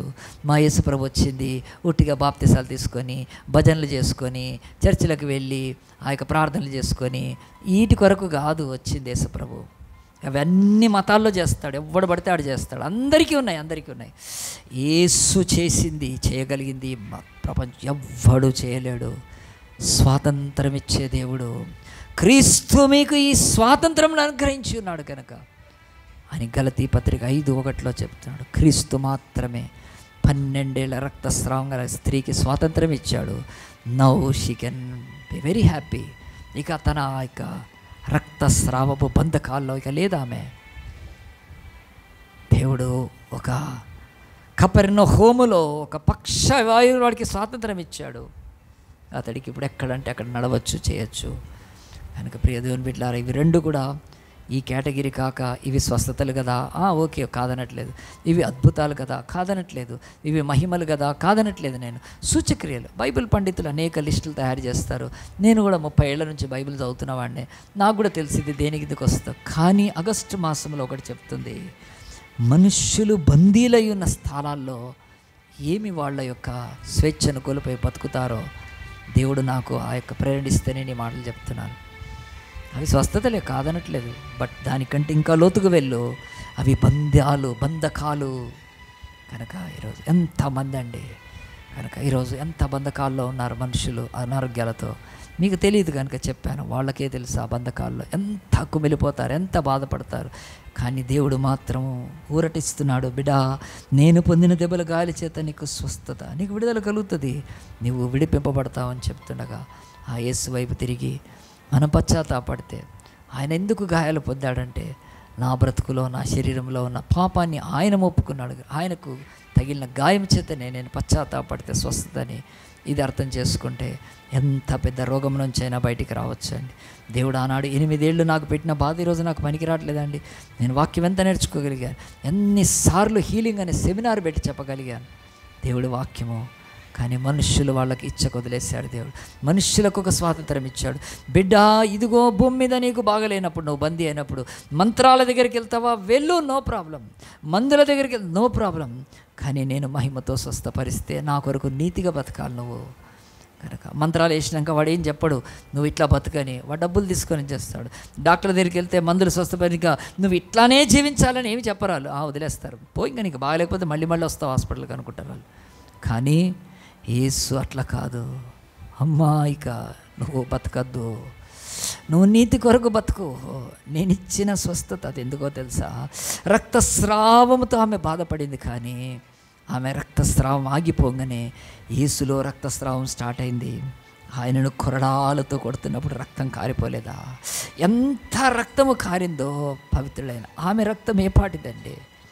ఆమె ఒక మానవురాలు. తను ఏ తప్పు చేసి ఆ యొక్క రోగం తెచ్చుకుందో, ఇంకెట్లొచ్చిందో మనకు తెలియదు, కానీ ఏసే పాపం చేయకుండా రక్తస్రావపు స్త్రీ రక్తము కంటే ఎక్కువ రక్తం ఆయన కార్చాడు కదా సిలువలో.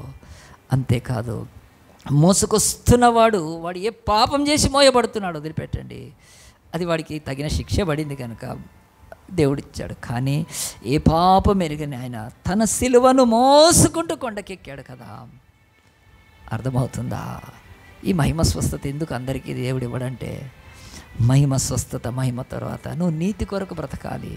నీ శరీరంతో యేసు సిలువను మోస్తూ మోస్తూ వాడిని నలుగురు మోస్తే నలుగురు మొయ్యలేని సిలువను యేసు మోసాడు కదా కొండ మీద ఆయన. కనుక నేను పొందిన దెబ్బల గాయాల చేత మీకు స్వస్థత బిడ్డ, విడుదల. ఎట్లా? మీ పాపం విషయమే మరణించాలి, నీతి కొరకు జీవిస్తే నేను ఇస్తాను ఆ స్వస్థత. ఇంకే డబ్బు అవసరం లేదు, ఏ ఖర్చు నాకర్లేదు. దేవుడు ఇద్దరి దగ్గర ఒక్క రూపాయి తీసుకోలేదు, ఆ రోజు ఏ దేనారం తీసుకోలేదు. He sets captives free. బందీలకు విడుదలిచ్చే ప్రభువు ఈ భూమి మీద ఆయన యేసు ప్రభు ఒక్కడే. మతం నుంచి, కులం నుంచి, జాతి నుంచి, అనేక రకాలైన బంధకాల నుంచి విడుదలిచ్చే దేవుడు ఈరోజు నీతో మాట్లాడితే నువ్వే చెరలో ఉన్నావో తెలుసుకో. ఆ ప్రభువును స్వాతంత్రం కొరకు అడుగు, నీకు అది ఇస్తాడు ఆయన. ప్రార్థన చేసుకుందాం. జీవంగల దేవా, ఈరోజు నాయన మరొకసారి స్వాతంత్రం అనే ఈ యొక్క టాపిక్లో మేము మూడవదిగా నాయన ఆగస్టు మాసంలో ప్రభా నాయన మా భారతదేశం మువ్వన్నెల జెండా ఎగరేస్తూ ఎంత సంతోషం, ఎంత సంబరము, దేశమంతా కూడా రెపరెపలాడుతుండగా నాయన ఆ స్వాతంత్రము అది రాజకీయ స్వాతంత్రమే నాయన. కానీ ఇంకా మా దేశంలో కరప్షన్ ఎంత భయంకరంగా ఉంది ప్రభా. ఒక వ్యక్తి భ్రష్టత్వంలోంచి ఇంతవరకు అయ్యా ఆ యొక్క స్వాతంత్రం రాలేదు నాయన. కులతత్వం నుంచి ఇంతవరకు రాలేదు నాయన. మతతత్వం నుంచి ఇంతవరకు రాలేదు నాయన. ఇంకా అనేకమైన జాడ్యాల నుంచి నాయన, మూఢాచారాల నుంచి, మూఢనమ్మకాల నుంచి స్వాతంత్రమే లేదు ప్రభా. ఇక పాపము నుండి అయితే అసలే లేదు నాయన. ఎన్ని దేవుళ్ళు, ఎన్నో దేవతలు వచ్చినా కానీ, ఎవడి నమ్మినా కానీ, యేసయ్యా నువ్వు ఇచ్చే స్వాతంత్రం నిజమైన స్వాతంత్రం కనుక ప్రభా, అది ఈరోజు ఒక టాపిక్గా అనారోగ్యం నుంచి స్వాతంత్రం ఇవ్వగలుగుతావు కనుక నీ గాయాల వైపు నీ సిలువలో చూసి పశ్చాత్తాపడి ప్రార్థన చేసుకొని మంచి స్వస్థత పొంది విడుదల పొందుటకు ప్రతి బిడ్డకు కృప దయచేయమని, ఒకవేళ వీరికి తెలిసిన వారు ఎవరైనా వారికి కూడా స్వార్థం చెబుతూ అటు విడుదలకు వీరు దోహదపడ్డకు సహాయం చేయమని, అన్ని నామాల కంటే పైనామం మా కొరకు పరమ నుండి దిగి వచ్చి సిలువలో మా కొరకు గాయపడి మా స్వస్థకరమైన చేసిన ఆ యొక్క గొప్ప బలియాగాన్ని బట్టి చేసిన ఆ నిజరక్షకుడును లోకరక్షకుడైన స్వాతంత్రం ఇచ్చే యేసు పరిశుద్ధ నామాన్ని బట్టి ప్రార్థించి అడిగి వేడుకుంటున్నాము తండ్రి.